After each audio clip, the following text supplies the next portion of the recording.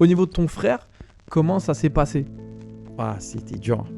Franchement, même là, on parlait, ça va être dur. Et on a emprunté à l'époque, 50 000 euros au début. Donc en gros, on a démarré 0D avec ça. Donc nos tenues à nous font Ça, 1 et c'est 2 cool. au JO. Et là, c'est... Bonjour à tous et bienvenue dans cet épisode podcast saison 2. Aujourd'hui, je suis accompagné de Pierre Doré.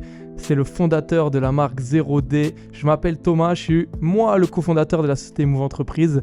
Et aujourd'hui, je suis ravi de recevoir Pierre Doré. Une petite déception, c'est que ton frère n'est pas là aujourd'hui. Et oui, obligation familiale. Donc aujourd'hui, on va voir beaucoup de choses. Je suis vraiment heureux de faire ce podcast avec toi. Je me suis toujours dit que je voulais faire un podcast avec une personne, en tout cas, qui avait réussi quelque chose d'aussi grand que toi, et on va en parler juste après. On va juste commencer, si tu le permets, je vais te présenter. D'accord. Ok. Donc du coup, Pierre Doré, tu es cofondateur de la société 0D. Et ça, on va y revenir juste un petit peu plus tard. Mais l'essentiel, en fait, de tout ça, c'est juste de comprendre un peu ton parcours, par où tu es passé. Tu es passé par l'athlète de haut niveau. Ensuite, tu es passé par une étape difficile, on va en reparler un petit peu plus tard. Et ensuite, tu es passé par la marque 0D et après les Jeux Olympiques. Tu es né en 1981. Yes. Tu es cofondateur avec ton frère. Tu as 6 ans de plus que lui. Avec mon petit frère, Frédéric. C'est ça. Vous avez créé la société ensemble, d'accord? Et ce qui est important vraiment, c'est de comprendre un peu la fraternité entre les deux frères pour comprendre un peu comprendre cette histoire et comprendre comment vous en êtes vraiment arrivé à ce que vous avez réussi à faire aujourd'hui. C'était très important pour moi de faire ce podcast parce qu'en fait, si tu veux, l'idée du podcast que j'ai eu l'idée de faire et qu'on fait aujourd'hui, c'est vraiment d'être à l'endroit, donc dans le siège de 0D, avec tous les petits détails autour et tout. Et je trouve ça... Bon, on a mis un petit peu de temps à le faire. On l'a fait avec Frédéric d'ailleurs. Ouais, J'ai harcelé Frédéric pour qu'il puisse faire le podcast parce que c'est vrai que toi, tu es habitué au podcast et pas lui. c'est vrai. Mais là, on a la chance, on est à nos bureaux et on est entouré d'une... Pas de l'histoire du triathlon, mais il y a des trucs cool autour de nous. Je pense qu'on va y revenir. Ouais. Il y a beaucoup de petits détails. Il y a les médailles olympiques, il y a la combinaison de Vincent Louis. Celle-ci va être très importante aussi. Enfin bref, on a le temps. On va se poser un petit peu dessus. On va poser un petit peu les bases. Donc voilà, vous êtes natifs de Valence, tous les Dans la trois. Drôme. Vous êtes 3 frères. On est 3 frères, ouais. Ouais. Donc moi, je suis le frère aîné et Frédéric, c'est le plus jeune. Et un autre frère qui n'est pas dans l'aventure, qui a Il est préféré, au milieu. Lui, il a arrêté le triathlon, il a quitté le navire. lui, il est dans la restauration. Hein. Il est dans la restauration à Lyon, ouais. Donc, en fait, voilà, comment déjà, quel lien vous avez, toi, entre ton frère et toi, pour en arriver justement à créer une société ensemble et voilà. Et j'aimerais que tu t'expliques un peu avant même le sport de haut niveau, parce que, alors j'ai lu dans une source, je sais pas si c'est vrai, que lui était plus axé BMX. Ouais, lui, il a fait... Exactement. Alors, pour retracer le parcours, nous, on a notre père qui est ultra sportif, donc en fait de Planche à voile. planche à voile, mais il a tout fait. Il a été champion de France junior du 100 mètres en athlétisme, Ok. chrono 10,80. Donc à c'est l'époque, beau, quoi. mais c'est un joli chrono. Donc en fait, depuis tout petit, on a baigné dans le sport, mais chacun avec son parcours. Et donc moi, en fait, j'ai découvert le triathlon à l'adolescence. Et donc, je suis le grand frère de Frédéric, on a 6 ans d'écart. Et lui, en fait, à l'époque, il faisait ses propres sports. Il a fait du BMX, il a fait Ping-pong. ping-pong aussi, exactement. Et ensuite, je pense, comme beaucoup de petits frères, bah, tu vois le grand frère et... Et même Et- encore, hein. On voit Ouais, encore le non, truc, non, plus maintenant. Ah, ouais, Mais si, quand il a une il certaine, quand il était plus jeune et à un moment donné, je pense qu'il s'est dit, ah ouais, c'est cool et tout, je veux faire comme Pierre, mais toujours à sa façon. Donc, c'est-à-dire, on n'avait pas le même coach. Il a fait son propre parcours. Et puis, c'est vrai que quand on est jeune, on avait quand même 6 ans d'écart, donc on n'était pas forcément très proches. ce que j'allais dire, ouais. Et c'est en fait quand on a créé la société que là, Vous êtes rapprochés, après, ouais. on passait tout notre temps ensemble, bien sûr. Et en fait, je vais pas. Alors, tu as fait plusieurs podcasts C'est le troisième, je crois que tu fais. Tu as fait un podcast EMF Training où tu parles Yes. énormément de l'athlète de haut niveau que tu étais et comment tu vois la vision sur. Pour ceux qui veulent écouter, franchement, allez-y, il est top. Allez l'écouter. Et là, on va plus un peu marquer. On va en parler de cette phase-là, mais voilà, on va vraiment parler de la société 0D et de la complicité que tu as avec ton frère, parce que c'est l'histoire que moi j'ai envie de savoir et que j'ai envie de faire connaître un petit peu à tout le monde. Donc là, tu l'expliques dans tes podcasts que en fait, en tout cas dans ton histoire que j'ai pu écouter, c'est que en fait, voilà, tu as toujours voulu. Il y a une anecdote que tu dis sur le cross du collège, tu voulais être premier. et en fait, là, tu veux devenir un peu sportif, donc tu tombes un peu dans le triathlon et tu deviens sportif de haut niveau, donc élite dans le triathlon. Exactement. Et donc ton frère aussi. Oui. Et vous faites partie de l'équipe de France. Exactement. Alors, moi, j'étais en équipe de France de 1999 à 2007. Donc, j'ai 8 ans sur les listes ministérielles de sportifs de haut niveau. C'est ouf. Donc voilà, c'est cool. Et Frédéric, il a fait une sélection sur un championnat d'Europe junior. Ok. Mais comme on avait ces 6 ans d'écart, moi, j'étais pas sur cet événement. Donc c'est un peu dommage. Mais on a quand même fait, on a dû faire un championnat de France U23 ensemble à Charleville-Mézières. Et en vrai, on n'a pas fait tant de courses que ça en même temps ensemble.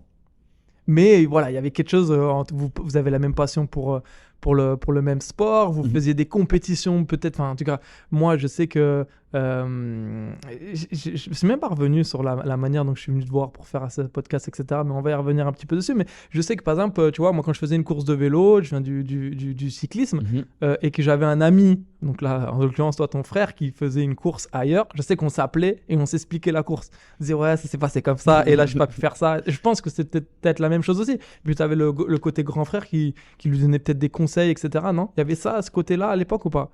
Ouais, mais je pense quand même c'est un gars qui est assez indépendant. Donc il regarde le grand frère, mais pas pas trop avec les yeux du petit frère à vouloir tout faire pareil ou à vouloir suivre sa route. Je pense qu'il a un bon caractère aussi. Et il a fait son truc. En tout cas, c'est pas ce que tu as voulu donner un peu comme un... Non, je suis pas trop... Je me sens pas... Avec lui, je me sens pas trop dans un rôle de grand frère. Hein, et encore moins maintenant qu'on est adulte. Okay. Et donc du coup, le triathlon au niveau professionnel, donc voilà, vraiment, on va pas s'étaler dessus parce que tu as des millions de choses à dire et tu les as déjà dit. Mais tu as tu vois déjà que les athlètes, ils sont pas ils sont équipés, mais qu'il y a un besoin, il y a quelque chose. Exactement. Moi, quand je découvre le triathlon, j'ai 15 ans et demi et je me dis, waouh, ce sport, c'est incroyable. Les gars, ils ont des vélos avec des roues, 3 bâtons en carbone. Ils ont les dernières Oakley, Mavic, dernières Cosmic. Nike, Cosmic Elite. Et je me dis, c'est marrant, il n'y a pas vraiment de marque textile dédiée à ce sport, alors que c'est un sport ultra communautaire. Le matériel est super important. Et en fait, il n'y avait pas de marque vraiment dédiée. On pouvait en trouver, c'était des marques américaines qu'on pouvait avoir en import, en vente par correspondance. Et c'était très compliqué. Et je me suis dit, comme ça, rêve d'adolescent, je me suis dit, plus tard, je vais faire ça. Mais là, déjà, tu penses à ça, mais à quel moment de ta carrière professionnelle? Parce que là, dans ta carrière professionnelle, t'es quoi? T'es à fond dans tes objectifs de haut niveau, forcément. Est-ce que tu y penses déjà? C'est quelque chose dans ta tête? Ou ça, tu y penses vraiment après? Non, j'y pense le jour où je découvre le triathlon, j'y pense. Okay. Et en fait, au gré des années, comme j'ai pu évoluer en équipe de France, mais j'ai fait partie de clubs professionnels, notamment Sartrouville, Beauvais. J'ai été sponsorisé soit à titre individuel, soit au titre de l'équipe.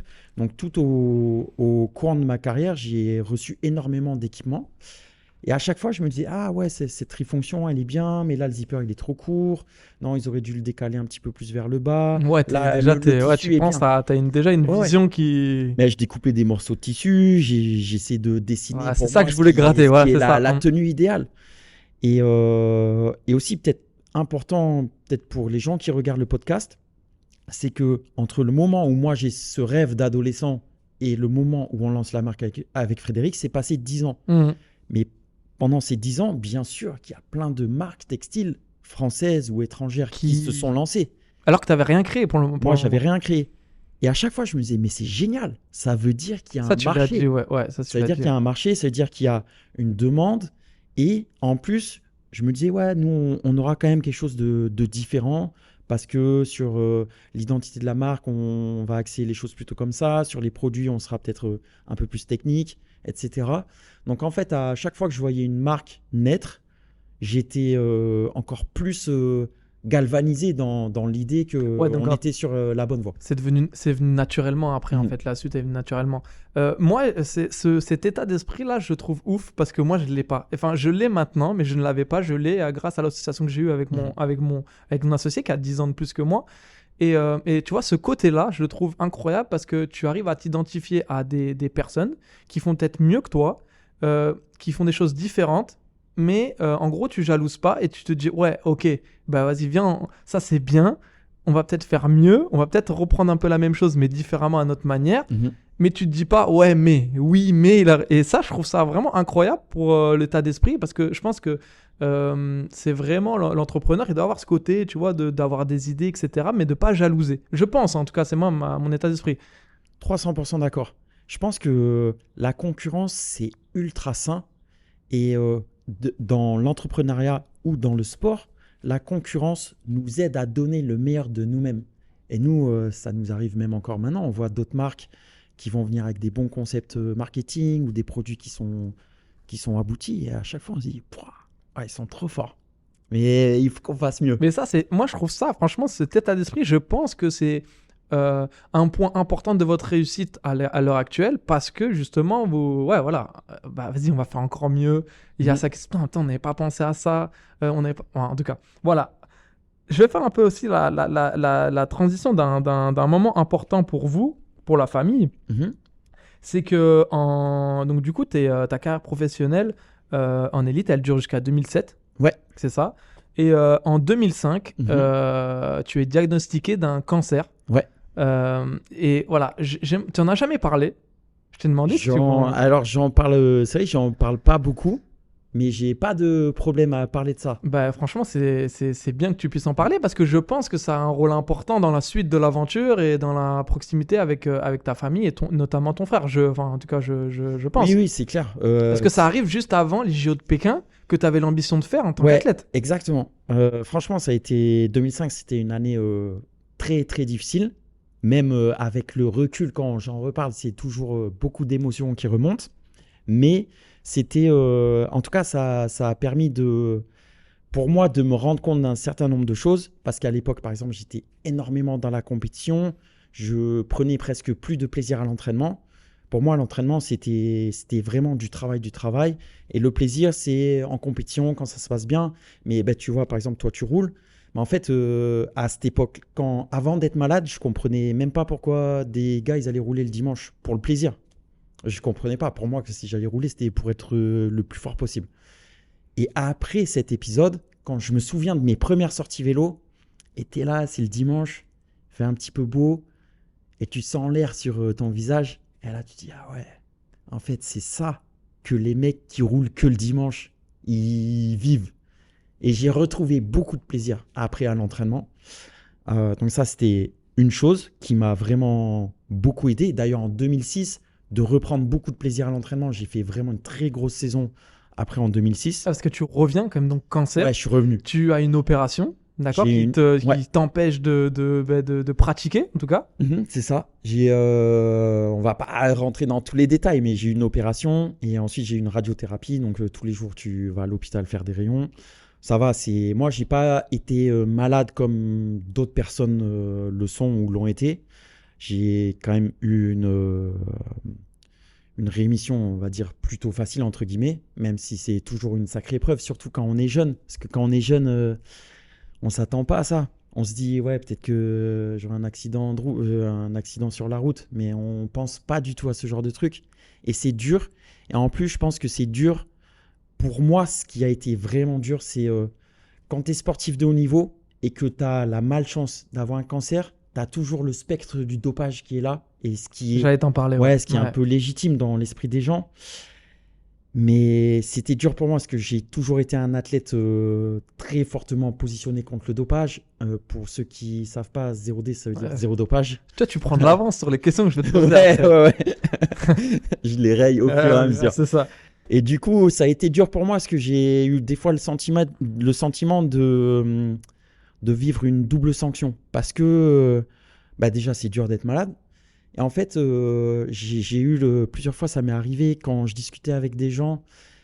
En fait, ils pouvaient switcher en une fraction de seconde de leur perception par rapport à moi. C'était du genre ah, le pauvre, il a 25 ans, il a un cancer, blablabla, c'est grave. Ah, c'est un sportif de haut niveau. Ah non, mais c'est sûr, il doit être dopé. Bien fait pour lui, presque. Et ça, pour moi, ça a été dur. Comment ça a été aussi au niveau familial? Alors, pas au niveau de tes parents et tout, etc. Mais au niveau de ton frère, comment ça s'est passé? Ah, c'était dur. Franchement, même là, en parler, ça va être dur. Ouais, mais non, mais après, parce que... Ça a été dur parce que, en fait, justement, c'est que...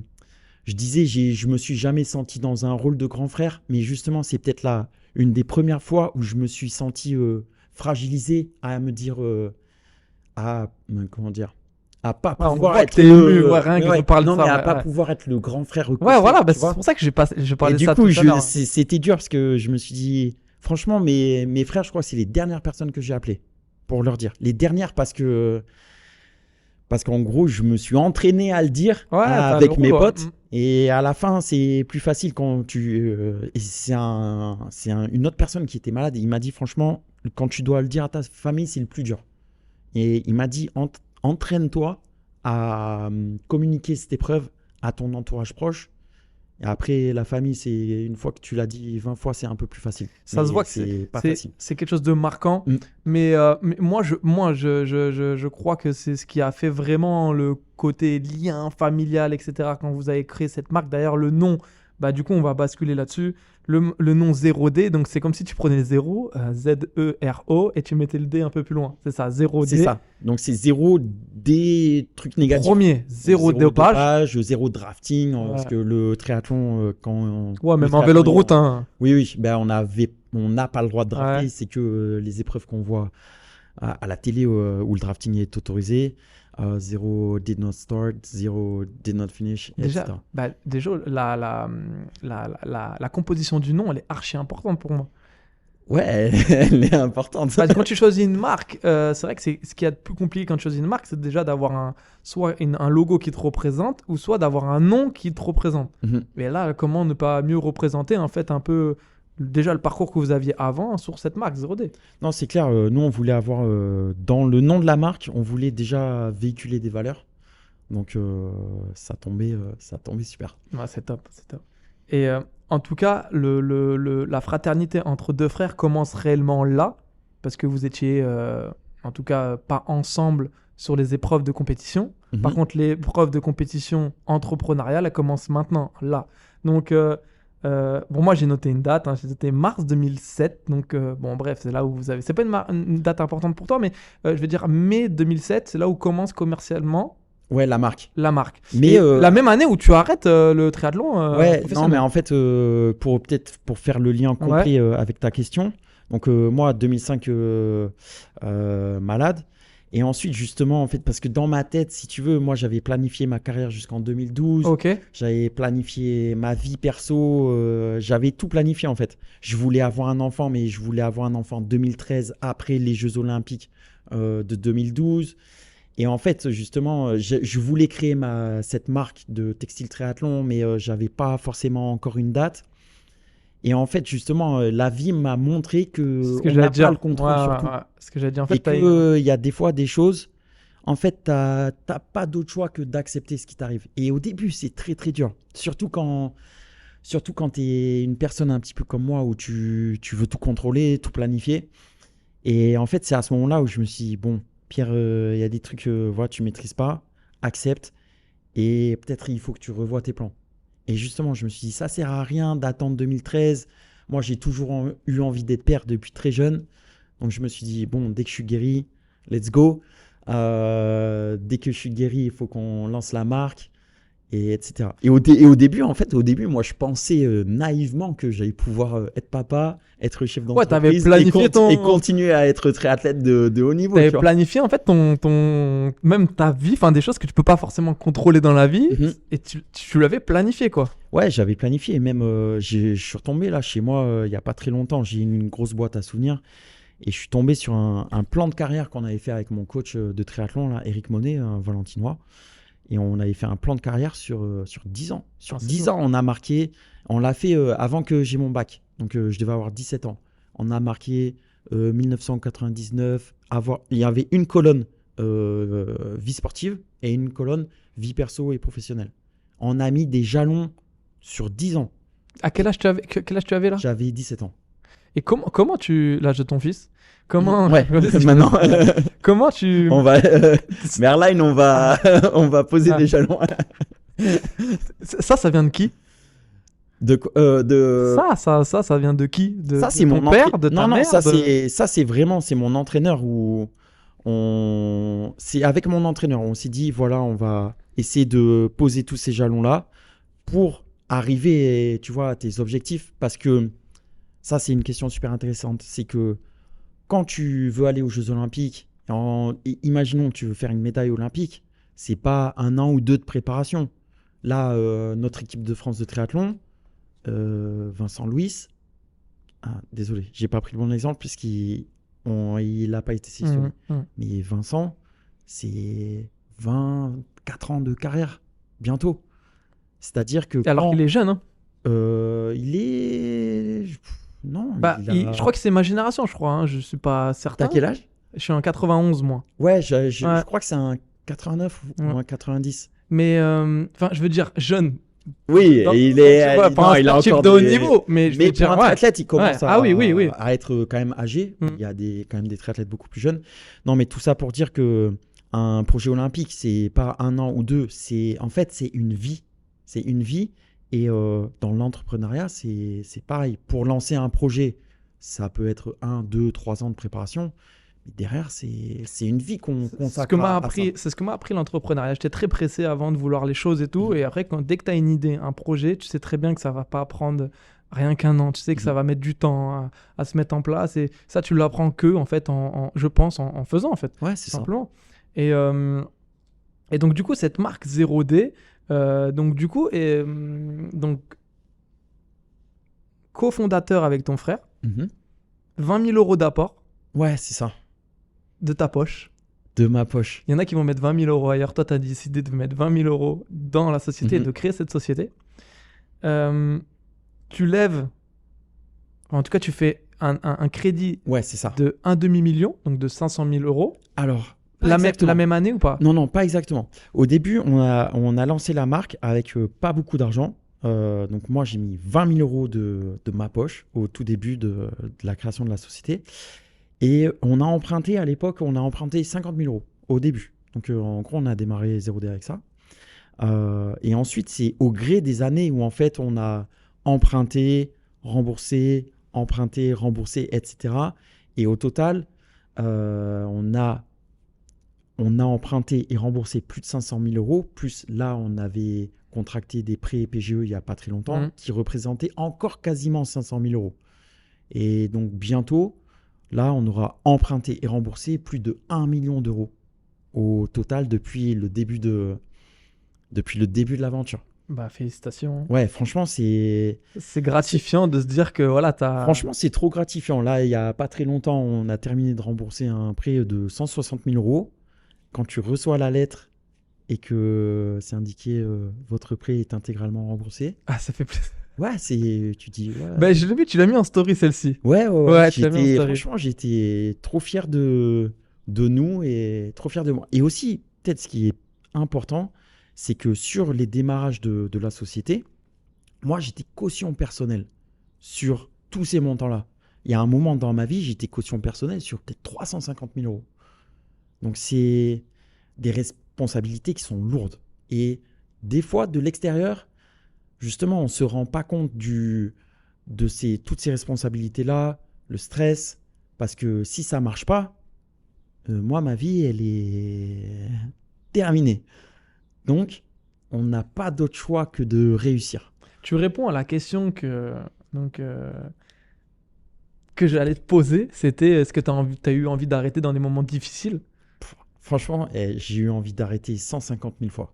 Mais 150 Mais 000 tu fois. peux pas. En fait, tu peux pas. Tu continues parce qu'en fait, tu es responsable.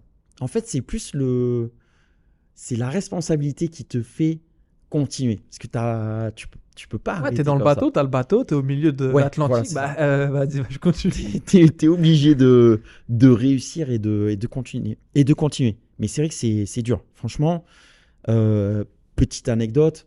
Un jour, c'était il y a quasiment 10 ans, j'ai un ami en Allemagne, il m'appelle, il me dit ouais, au fait Pierre, j'ai vu là, il y a une nouvelle collection 0D, je sais plus quelle couleur il me sort. Et je lui dis mais non, on n'a pas sorti de cette couleur et tout. Il m'envoie le lien d'un site internet. Ok.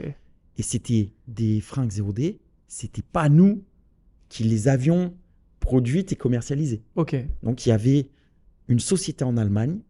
Ah ouais, même pas comme il peut se passer avec le e-commerce comme Shein qui copie Non, c'était, il y avait un copie logo français. il y avait un logo 0D dessus. Ok. Et c'était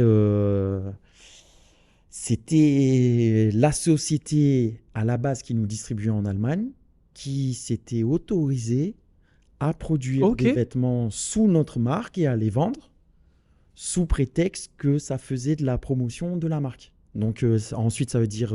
c'est eux ce que eux ont dit quand vous avez cherché à savoir un peu le... Oui, et quand on est allé devant un tribunal en Allemagne avec des avocats, etc. Ok. Et c'est stress comme ça, du temps perdu comme ça. Mhm. Mais oui, c'est... Ça arrive en chronologie, ça arrivait quand ça? C'était environ il y a 10 ans. Ça devait être, je pense, entre 2014 et 2017. Ouais, donc c'est vraiment le premier, quand même, un premier coup qui fait mal à la tête, quand même, de se retrouver face à ça. Non, c'était pas le premier coup. Oui, mais des coups, il y en a 150 000. Ouais. Et c'est pour ça que j'ai eu envie d'arrêter 150 000 fois.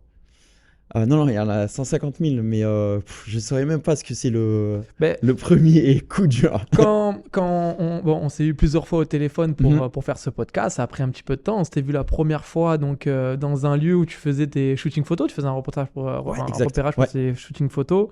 Et moi, j'ai un ami qui était en stage ici, qui a shooté pour vous, notamment dans un des meilleurs shootings un shooting qui m'a marqué, c'était dans la piscine qui était vide. Ouais, la piscine Antigone vide. Ouais, ça c'était, j'ai trouvé l'image, j'ai trouvé ouf. Et c'est de là que j'ai connu cette marque et que je me suis toujours intéressé. Alors pas toujours intéressé avec marque, mais que j'avais quelque chose de personnel avec cette marque. D'où mon ami, tu vois, ah ouais, c'est lourd et tout, trop bien. Donc je suivais ça à l'époque. Il y a de ça quand même. Il y a 10 ans, je crois. Hein. Ouais, il y a environ 10 ans. 10 ans, ça, parce que lui aussi, les papas et tout. Enfin bref. Il m'a aidé un peu pour ce podcast. Hein. Ah, super. Ouais. C'est pour ça que tu as des infos. Ah ouais, j'avais des petits infos. Ouais, je me dis, où il a trouvé ça où et en fait, pour revenir sur quelque chose de ce que tu disais juste auparavant, donc la difficulté, etc., c'est que, en fait, le chemin entrepreneurial que tu vas prendre, le podcast, l'idée, c'était d'expliquer tout ça, tu vois, et les difficultés que tu as rencontrées. Vraiment, et quand on s'est eu au téléphone, tu m'as dit, alors qu'on ne se connaît pas depuis très longtemps, tu m'as dit, écoute, là, je rentre chez moi, je suis fatigué le soir, j'ai du mal à dormir. Et moi, la première chose que je t'ai dit, c'était, appuie-toi sur quelqu'un. Et tu m'as dit, là, mon frère, il a vu que j'allais pas bien, et voilà, il m'aide. Et j'ai l'impression que tu veux le bien de tout le monde.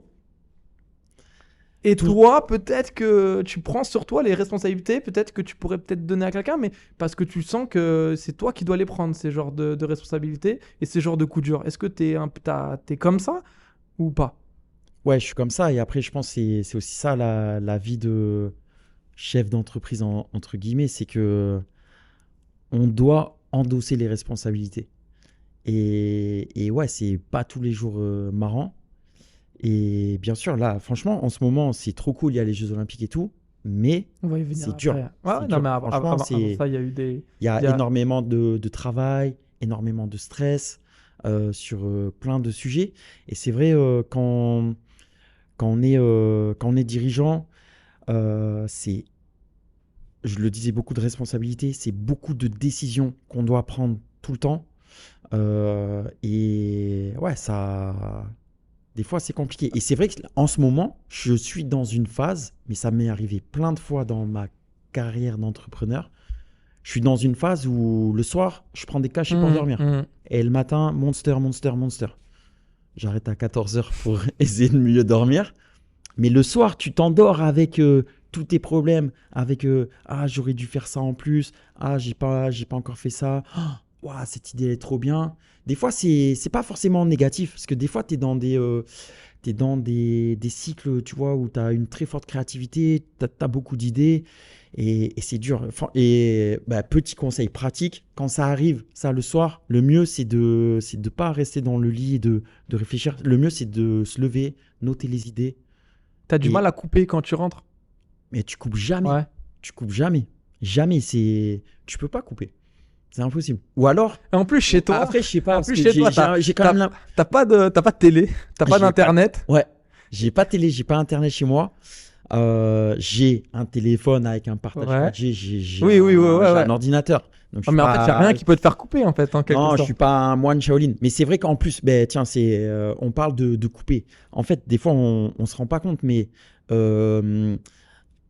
vous pouvez m'envoyer des messages. Mais c'est le dimanche à 22h30, quelqu'un qui t'écrit sur Instagram. Ah, au fait, pour ma combinaison néoprène, je pense qu'il faut que je prenne telle taille. D'accord, ok. Non, mais le nombre de DM sur les réseaux, c'est beaucoup. C'est le soir, en fait, nous, on travaille avec, on a des distributeurs un petit peu partout dans le monde.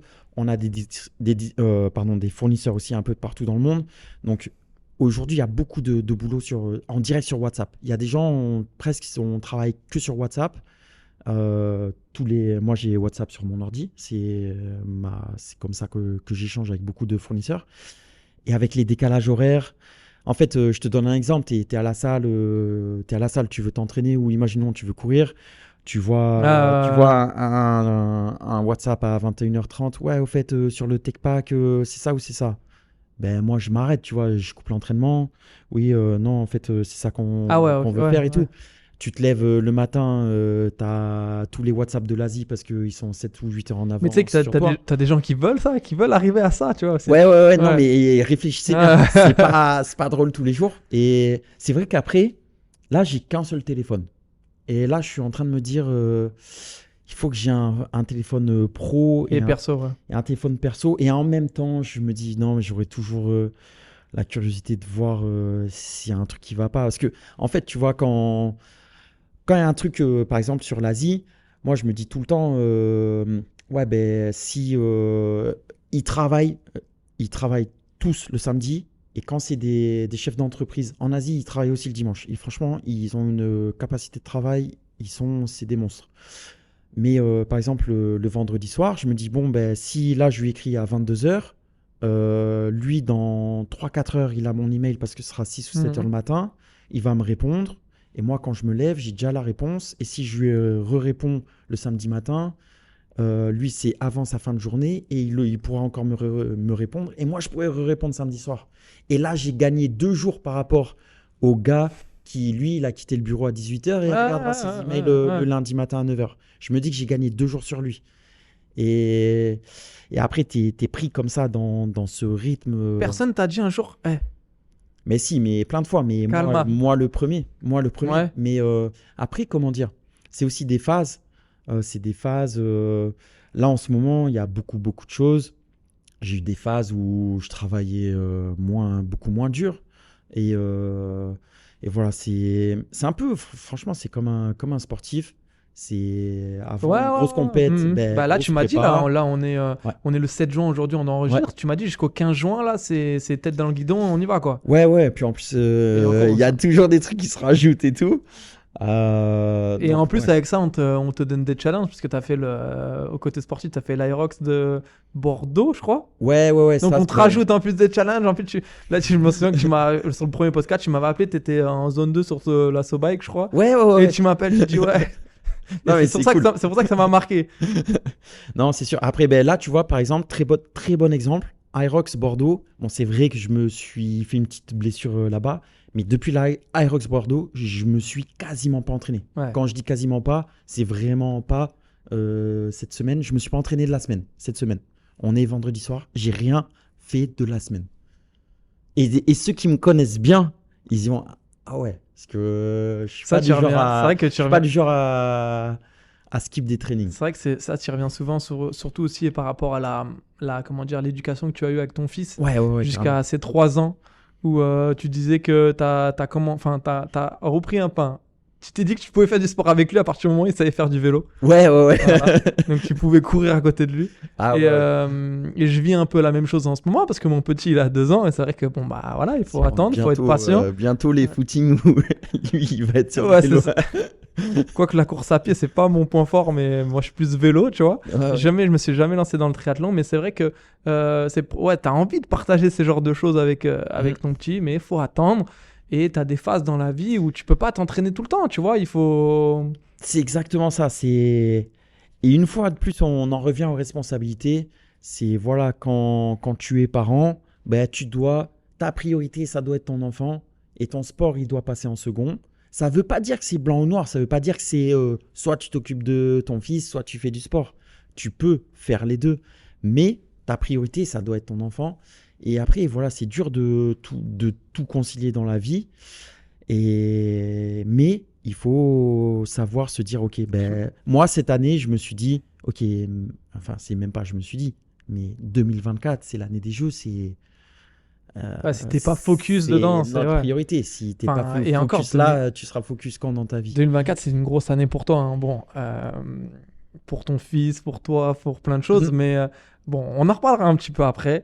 Il y a un truc auquel je voulais parler. Je voulais rebondir sur quelque chose, mais je rebondirai peut-être après. Mais parce que là, on reste sur 0D. C'est le Covid. Sujet très intéressant. Bah ouais, parce que encore, on va parler un peu de galère. Mhm. Parce que c'est pas tout beau, tout rose. J'ai l'impression que voilà, tous les trophées, les détails que tu as là, ils sont pas arrivés en claquement de doigts ou que par le sourire ou que on va dire, par le travail aussi. Il y a le travail aussi, mais c'est comme une épreuve d'endurance. C'est dans la tête en fait. Beaucoup, c'est dans la tête. Tu passes par tout. Tu passes par l'émotion, tu passes par la déception, par l'abandon et tu passes par tout ça pour au final arriver et voir la banderole finish et faire ton finisher. Tu vois. Enfin, en quelque sorte, je prends un peu cette comparaison. Et la galère du Covid, c'est que tu t'es pas versé de salaire. Tu vivais tes économies pendant presque 1 an. Alors, pas exactement. Ça, c'est au début de 0D. C'est nous, la première année de 0D, on a fait 37 000 euros de chiffre d'affaires sur toute l'année. Donc, t'imagines bien qu'avec ça, tu peux rien te verser. Pendant plus d'1 an, donc on ne s'est pas versé de salaire avec Frédéric. Moi, j'avais encore des économies du triathlon. Donc, je vivais sur ça. Notre père, il nous aidait un petit peu. Mais ça, tu parlais en fait, ça, ouais, mais tu parlais du début de 0D. Pendant plus d'1 an, c'est salaire de 0. Sur la deuxième année, je me suis versé 1 000 euros par mois. Donc, c'est en dessous d'un SMIC. Et ensuite, j'ai commencé à monter un petit peu. Mais mon salaire mensuel moyen sur les 4 premières années, en dessous d'un SMIC. Ouais, mais ça, faut le dire. Tu me dis ça, il faut être prêt. Mais c'est pour ça que pour les gens qui veulent se lancer, je conseillerais de se lancer jeune, quand on n'a pas connu un certain confort, un truc qui est déjà en place et tout. C'est quand on est jeune, en fait, c'est ça qui est cool, c'est que on n'a pas trop d'œillères, on a plus le goût du risque. Et comme on connaît pas le confort, ben, on n'a pas peur de l'inconfort. J'ai une question que je pose à chaque fois. C'est la difficulté que tu as connue les 4 premières années. Est-ce que tu le referais? Franchement, c'est une question qu'on me pose souvent. L'entrepreneur précédent, il m'a dit non. Il m'a dit moi, il m'a dit non. Si tu pouvais revenir à 0, est-ce que tu recommencerais? En fait, c'est ça qui est fou. Hein. C'est que moi, je vis quand même un rêve avec 0D. Aux Jeux Olympiques à Paris, j'espère qu'on pourra en parler un petit peu plus tard, mais on a plus de 1 triathlète sur 2 qui va porter nos tenues. Mais si je devais revenir à 0, franchement, je prendrais vraiment le temps de réfléchir. Et c'est ça, je pense. C'est fou quand même. En fait, dans l'entrepreneuriat, des fois, je l'explique comme ça. Tu vois, une balance, en fait, quand tu es entrepreneur, il y a du très lourd dans les deux côtés. Et moi, je trouve mon équilibre. Mais là, c'est très, très lourd. Et là, c'est très, très lourd. Donc, il faut trouver ce truc. Et voilà, ça veut dire qu'il faut y aller mollo d'un côté et de l'autre pour trouver ton équilibre. Et après, tu as des moments où, de toute façon, ça va être déséquilibré dans ta vie. Mais si tu veux réussir quelque chose, enfin, j'ai même pas envie de parler de réussite, mais si tu veux faire un truc à fond, tu es obligé de passer par une période de déséquilibre. Et là, tu vois, par exemple, pour moi, savoir que les Jeux Olympiques, c'est le 30-31 juillet, je sais que. J-53, là, Ouais, l'heure où on enregistre. ça va Mm. vite arriver. Je sais que quand il y a l'échéance, ça te permet de tenir. C'est comme un sportif. Les prépas, elles sont dures. Tu sais qu'il y a la compète. Une fois que la compète va être passée, tu vas pas arrêter, bien sûr. Mais tu sais que tu vas pouvoir souffler Ouais, et souffler un dire, peu. OK, j'ai fait tout ça, tu vois. Moi, j'ai trop de questions à te poser. Je vais calmer un peu sur les informations dans le cerveau. Ouais, un peu le Covid, que tu expliques un peu Ah oui, comment ça s'est exact. passé. Covid, c'était une période très compliquée parce que globalement, le Covid pour le sport, ça a plutôt été porteur. Par exemple, le marché du cycle a explosé au tout début du Covid. Mm. Et nous, le triathlon, on a été super impacté parce que à cause du Covid, il n'y avait plus de triathlon, il n'y avait plus de courses. Plus de Et courses. puis, il y avait les restrictions en plus. Ouais, bien Ouais. sûr, il y Mm. avait toutes les restrictions et tout. Donc, bon, déjà, les restrictions, c'est pas cool. Mais c'est surtout qu'il n'y avait plus de courses. Donc, on a eu des fédérations nationales, on a eu des clubs qui nous avaient commandé des Ouais, tenues. qu'on dit stop, quoi. Ils nous ont appelés. Ouais, non, mais en fait, Ouais. on va pas prendre les commandes. On a eu des annulations de commandes en pagaille. Nous, on avait déjà acheté le tissu. Très compliqué. Nous, on a eu une grosse perte de chiffre d'affaires. En 2020, on perd quasiment 30% de notre chiffre d'affaires. L'année d'après, 2021, il y avait encore eu des périodes de Covid avec plein de courses annulées. On a reperdu, on a perdu sur 2 ans, on a perdu, notre chiffre d'affaires a baissé presque de 1 million d'euros. Presque, pas très loin. Et là, il faut avoir les reins solides. Et c'est là où nous, c'est vrai que avec Frédéric, depuis le début, on a une gestion très précautionneuse de la société. Les années où ça a marché, réserve, réserve, Ouais, réserve. ouais, ouais. Les années, si dès que ça marche, tu commences à te dire, ouais, je vais m'augmenter comme ça, je vais prendre telle voiture, là, tu n'as rien compris. Mm. Parce qu'il faut que tu prévois, je ne vais pas dire que C'est tu cool ce dois que tu prévoir dis. l'imprévisible, mais il faut que tu prévois des coups durs. Et quand tu as des vrais coups durs, la banque, ils vont pas arriver. Mm. Tiens, Pierre, voici de l'argent et tout. Non, non, faut se bagarrer tout le temps. Et il faut être, il faut être très vigilant. Donc, nous, il y a une année, on a perdu 100 000 euros avec la société. Heureusement que l'année d'avant, on a gagné 130 000. Parce que sinon, tu es par terre et t'arrêtes. Mais peut-être, il y a énormément peut-être de marques qui étaient fortes sur des domaines, mais justement, peut-être niveau trésorerie, niveau compta, niveau ceci, ils ont peut-être pas géré comme vous avez réussi à gérer pour pouvoir faire face à ce genre de situation, tu vois. Mhm. Et c'est une partie très importante et j'aime bien le mot que tu veux faire passer, c'est que tu expliques aussi que il faut faire des choix et pas forcément faire des choix mauvais en disant dès que ça rentre un peu, de vouloir dépenser dans des choses qui sont pas forcément utiles parce qu'il y aura des coups durs, quoi qu'il arrive. Mhm. Ouais, il y a des coups durs. Après, c'est vrai, ce qui est intéressant aussi, je pense, avec le duo que je forme avec Frédéric, c'est que il y a plein de trucs où on pense exactement la même chose, vraiment, surtout sur la conception des produits, et on est câblé pareil, pareil. Et il y a des trucs où on est presque opposé. Moi, je suis plutôt quelqu'un, j'ai plutôt l'attrait du risque. Fred, il est plus conservateur. Et en fait, ce duo s'équilibre bien. Après, voilà, il faut comprendre l'un et l'autre. Euh, mais ça s'équilibre. Et c'est cool aussi, tu vois, je pense, très important. Excuse-moi, je fais une digression. Vas-y, Mais vas-y. je disais, ouais, il y a des moments où c'est dur, tu as envie d'arrêter. Ben, quand tu sais qu'il y a quelqu'un qui sera là tout le temps, quoi qu'il Mhm. arrive, et ben déjà, tu dis ça va. Il y a Fredo, il est là, tu vois. Ouais. Et ça t'enlève un poids. Et je pense que quand on est entrepreneur aussi, on est souvent très solitaire. On est souvent seul confronté à ces problèmes. Et si tu as ça peut être un associé aussi, hein. Mais si tu as un associé ou tu as quelqu'un de ta famille ou peut-être ta femme ou ton mari qui est là, tu sais il y a quelqu'un, quoi qu'il arrive, il sera là pour te back-up dans tous les cas. Et ça t'enlève quelque chose de... Ici. C'est bien que Ouais. tu puisses le dire. C'est dommage que Frédéric soit pas Ah là. ouais. Il garde Et les enfants peut-être ce qu'il soir. dirait pas la même Ouais. chose, j'en sais rien. Ouais, mais ça aurait été Mais bien moi, d'avoir je sais, raison, moi, dans ma ouais. tête, je me dis toujours, ouais, si Fredo, il sera tout le temps là. J'aime bien l'état d'esprit, vraiment, le mindset que tu as en tant qu'entrepreneur. Je kiffe de ouf fou. Parce que déjà, je suis pas quelqu'un, voilà, je t'ai dit, moi, je t'ai appelé, j'ai dit, écoute, moi, je fais le podcast parce que j'aime ça, j'aime le parcours d'entrepreneur et je veux le mettre en vidéo et en son et tout. Et t'as accepté, t'aurais pu ne pas accepter. Quand je suis arrivé ici, j'ai mis en place, Fred, il est venu m'aider et tout. Il fait, vas-y, on fait ça là et tout. Et je veux dire, enfin, je veux dire, tu reçois énormément de DM, là, tu prépares les Jeux Olympiques et tu as voulu faire de podcast, tu as dit, vas-y, écoute, viens, on le fait. Et je te remercie d'ailleurs parce que tu n'aurais peut-être même pas eu peut-être le temps de le faire et j'aurais tout à fait compris, tu vois. Mais ça fait plaisir et j'aime un peu cet état d'esprit-là en gros, de laisser sa chance et de voir un peu ce qui a été fait pour voir si ça peut m'intéresser pour faire quelque chose de bien derrière. Donc ça, je kiffe. Et d'ailleurs, t'as un partenaire, alors je me souviens plus sur un podcast, un partenaire qui t'a laissé ta chance avec 0D au départ et tu travailles toujours avec lui aujourd'hui. Ouais.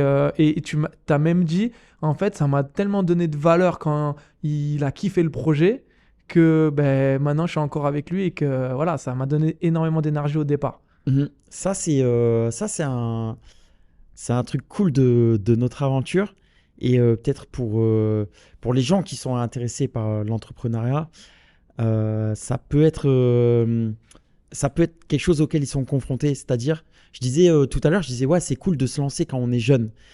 Mais au début, Thomas, tu vois, quand les premiers interlocuteurs que j'avais, tu vois, les premiers partenaires bancaires, quand tu commences à présenter ton business plan, des fois sur des concours à la région, etc., en fait, j'avais l'impression qu'il y avait beaucoup de gens, parce que je suis jeune et qu'en plus je suis sportif, je suis pas légitime pour porter un projet. Tu vois, je souffrais aussi cette jeunesse, je pense, en fait. tu vois, des gens où je voyais qui me prenaient de haut, qui se disaient, ah non, mais c'est encore un jeune, ouais, c'est un sportif. Des fois, je sais pas pourquoi, il y a ce mythe du sportif bête. N'ayons pas peur des mots. Et en fait, je suis allé en Espagne et j'ai rencontré cette personne qui a travaillé pour Nike et Speedo avant de bosser avec nous. Qui avait une grosse carrière, quoi. Ouais, qui avait une grosse carrière et qui a peut-être 30 ans de plus que moi. Et je lui ai présenté mon projet et j'ai vu dans ses yeux, c'était la première personne qui croyait en moi. Pour de vrai, ça se voyait. Et en plus, c'est comment dire, lui, il n'a pas vu, ah tiens, c'est un gars avec qui je veux faire du business. Non, il a juste vu un jeune qui avait des idées, qui voulait faire son truc et il a cru en nous, quoi. Et ça, c'était trop cool. Et justement, 17 ans après, nous, on bosse toujours avec ce gars, quoi. Tu peux le citer ou pas? Ouais, il s'appelle Anton. Ok, on a fait il durera jamais 1 heure. Hein, non, je te l'avais dit. On va passer à une transition archi importante parce que ça y est, là, on a présenté un peu 0D. Juste 0D, toi, comment dire, rapidement, le rôle de Frédéric et ton rôle à toi. Alors, ça a fluctué un petit peu au gré des années. Parce que nous, au début, on n'était que 2. Donc, pendant longtemps, on faisait tout, nous. Combien de temps 2 ? On a dû être 2 pendant... un petit peu compliqué. Tu vas me lancer sur plein de trucs. Ouais. En gros, on était 2 pendant au moins 2 ans. Et on faisait des expos sur les triathlons. Tu sais, quand il y a un triathlon, tu as un village exposant. Donc, tu viens, tu as ta tente, tu exposes tes produits, tu vends et tout. Et notre mère, elle venait de temps en temps, elle venait nous filer un coup de main parce qu'elle était à la retraite. Et puis un jour, elle nous dit, ouais, Pierre, Fred, il y a plein de clients, ils se plaignent que vous ne répondez pas au téléphone et aux emails. Et on dit, non, mais moi, on n'a pas le temps. Elle nous dit, non, mais comment ça, tu n'as pas le temps, tu as toujours le temps de répondre à un email et tout. Je dis, oui, tu as raison, tu as toujours le temps de répondre à un email ou un coup de fil. Mais quand tu as plein d'emails, plein de coups de fil, en fait, tu peux pas parce que tu as plein d'urgences, de trucs à gérer et tout. Et en gros, comme elle était un petit peu sceptique, on a dit, viens nous filer un coup de main, tu vas voir et tout. Et du coup, elle est venue nous aider. Du coup, elle s'occupait de la compta, elle répondait au téléphone. Sortir de la retraite. Ouais, elle a repris et tout. Et c'était trop cool de partager ça avec elle aussi, tu vois. Parce que elle se rendait compte vraiment du quotidien. Et puis bon, après quand même, on l'a laissé tranquille. Et la première personne qu'on a recrutée, c'était un designer produit. Faut savoir. Et justement, super important. Justement, ça devait faire peut-être 4 ans où on se disait, ah ouais, bon là c'est bon, en fait, ça commence à peu près à marcher et tout. On se verse un salaire et tout. On arrive à payer des stagiaires. Puis tu vois, tu as un petit peu de cash flow et tu dis, ouais, qu'est-ce que je peux faire de ce cash flow? Et là, tu dis, ouais, faut qu'on recrute. Tu vois? Et au lieu de. Tu pourrais. De le mettre ailleurs. Ouais, de le mettre ailleurs. Tu dis, non, faut qu'on recrute. Et la première personne qu'on a recrutée, c'était un designer produit. Ok. Justement pour venir nous appuyer, pour être encore plus dans cette démarche de recherche-développement, innovation, conception produit. Et c'est fou de reprendre un peu cette nostalgie de tout ça. Ouais, en plus, moi, c'est une période. Donc là, on est 2007 jusqu'à 2010 hein, à peu près. Mhm. Moi, c'est une période que j'aime de fou. Là, de 2000 jusqu'à 2010, c'est une période que j'aime beaucoup. Les périodes où je faisais du vélo, une période aussi où tu m'as dit ça m'a fait une Madeleine de Proust quand tu m'as dit quand j'allais rouler, je prenais ma carte Michelin. Ouais, grave. Mais Non, alors ça, c'était quand même avant 2007. Oui, ça c'est largement avant. Mais Mhm. moi, à cette époque-là, c'était le début un peu de la modernité. En tout cas, il n'y avait Mhm. pas ce travail, il n'y avait pas tout ça. Ah non, il n'y avait pas tout ça. Et moi, je kiffais de fou cette période-là. C'est vrai que maintenant, les coms, tu te regardais, etc. Si tu fais le meilleur score. Et c'est une période où, par exemple, moi en orientation, tu me laisses n'importe où, je sais m'orienter, je sais où je vais aller, je sais, etc. Quand avec mon père, on partait dans les courses de vélo, je faisais le parcours Michelin, on s'énervait des fois parce qu'on ne trouvait pas la course et tout. Et je trouve que c'était une époque, justement, où quand moi, par exemple, je voulais un casque, je me souviens, je voulais un casque laser. C'était l'équipe de Quickstep à l'époque, je voulais ce casque-là. Et j'avais jamais reçu par la poste, parce qu'avant, ça n'arrivait pas en 24 heures, hein, ça arrivait en 3 semaines, tu vois. Et c'est toute cette évolution-là, d'avoir eu cette idée à ce moment-là, de vouloir créer quelque chose. Et enfin, maintenant, tu trouves tout partout. C'est-à-dire que la compétitivité, elle est astronomique, toi, à ton niveau, à toi. C'est-à-dire que moi, c'est pour ça que j'aimais cette période-là. Parce que... C'est une période super intéressante. Justement, là, ce qui est trop cool, c'est... Là, mon fils, donc, il a 17 ans.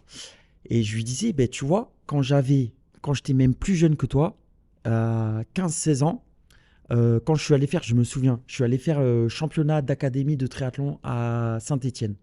Déjà, tu voulais t'inscrire sur une course, sur un triathlon. En fait, tu avais des affiches dans le local UNSS. Tu voyais un numéro de téléphone. Donc, il fallait que tu appelles. Donc, tu n'étais pas sur un téléphone derrière. Il fallait que tu appelles. Donc, tu as 15 ans. Bonjour, monsieur. Je suis Pierre. Je voudrais m'inscrire au championnat d'académie de triathlon. Tu vois éventuellement avec ton prof. Ensuite, tu dois aller à Saint-Étienne. Il faut que tu ailles à la gare pour acheter ton billet. Tu ne peux pas prendre ton billet depuis un ordinateur. Donc, tu vas à 15 ans tout seul à la gare. Tu achètes ton billet. Tu prépares tes affaires. Tu prends un train. Tu débarques à Saint-Étienne. Tu es tout seul. Tu es tout seul. Elle est où la course? Avant de partir à Saint-Étienne, tu as pris une carte Michelin. Tu as photocopié la carte de Saint-Étienne, tu repères où elle est la piscine et tu fais tout ça tout seul. Et le soir, tu rentres. Parce que moi, mon père. Même avant Google Earth, tu vois. Non, mais il n'y avait rien. Et tu fais tout ça et tu as 15 ans. Mais tu sais la vie, tu vois. En fait, ça te fait des recherches, en fait. Tu taffes avant ta course. Et aujourd'hui, comment dire? Après, je ne suis pas en train de dire c'était mieux. Non, moi, je suis nostalgique. J'aime beaucoup cette époque. Non, c'était différent. Maintenant, ce qui est cool, c'est vrai qu'avec Internet, t'as tout est accessible et tout peut sembler facile. En tout cas, il y a beaucoup de choses qui sont facilitées. Tu peux te auto-former grâce à Internet, tu peux faire plein de trucs. Même si avant, tu vois, moi, quand j'ai commencé le triathlon, j'allais à la médiathèque, j'empruntais un livre sur la course à pied, j'empruntais un livre sur la natation. Pourtant, on a 10 ans de différence. Moi, j'ai 10 ans de différence avec toi, mais tu vois, le modèle de l'entraînement, mais il n'y avait aucune notion, nous, à l'époque. Ouais, non, mais de toute façon, il n'y a qu'un seul truc qui marche. C'est borné, tu vois. Ouais, Si tu bornes, c'est bon. Ouais, c'était ça. C'était ça. Et après, il y a les réseaux et tout on va pas rester là-dessus, mais ils ont amené énormément de bien, je pense, à la discipline du triathlon. Parce que tu as des influenceurs. Je vais prendre par exemple l'exemple de Marine Leleu, qui est très suivie, qui fait du triathlon et qui fait beaucoup de bien à cette discipline. Et, ou même dans l'exemple du crossfit, parce que tu es très près du crossfit, on n'en parlera pas aujourd'hui. Il y a déjà cette chose, mais qui a fait beaucoup de bien à l'haltérophilie. Il y a beaucoup plus. Et en fait, les réseaux ont amené beaucoup de bien dans une discipline qui va t'aider dans ton développement et dans ton business. Et je trouve ça bien, je trouve ça cool, non? C'est très cool. Mais comme beaucoup de choses, c'est pas noir ou blanc. Oui, il y a quand même, je pense, opinion polémique, mais je pense qu'il y a beaucoup de monde. Aujourd'hui, s'il n'y avait pas les réseaux, ils ne feraient pas ce qu'ils ont fait. C'est-à-dire dans certains challenges, dans des trucs et tout, il n'y aurait pas les réseaux pour dire ah, j'ai fait ci ou j'ai fait ça. Ils ne feraient rien du tout. Ils ne feraient rien. C'est pour ça que... Après, on peut pas comparer les générations, mais si ça leur a permis de se lancer là-dedans et tout, c'est cool. C'est cool aussi, tu vois. Donc voilà, après, en tout cas, je pense que ça aide énormément de disciplines sportives, comme tu le dis. On va revenir sur 0D, excuse-moi de te couper, on va revenir sur 0D. Est-ce que sur le côté réseaux sociaux et le côté triathlon, est-ce que tu as vu un avant et un après sur la lumière que ça a mis sur cette discipline? Ouais, carrément. Tu vois, il y a encore ne serait-ce que 15 ans, les gens qui venaient sur un Ironman, ils avaient une bonne prépa derrière eux. Tu te lançais pas sur Ironman comme ça. Maintenant, même un half ou quoi? Même un half. Maintenant, il y a des gens, ils arrivent, premier triathlon, Ironman. Je sais, j'ai un pote à moi, il a fait ça. Et ils arrivent, genre ils vont la veille de la course, ils vont acheter une trifonction. Ouais. C'est des trucs qu'on ne voyait pas avant. Et franchement, respect. Parce que faut... Peut-être ils se rendent pas compte du truc, mais au moins ils sont là, ils sont sur la ligne de départ. L'anecdote d'un ami à moi qui est Pierre, on a fait un épisode de podcast ensemble qui est head coach sur CrossFit Vitrolles. Je passe là parce que c'est un ami d'enfance et qui a fait le half de Aix-en-Provence.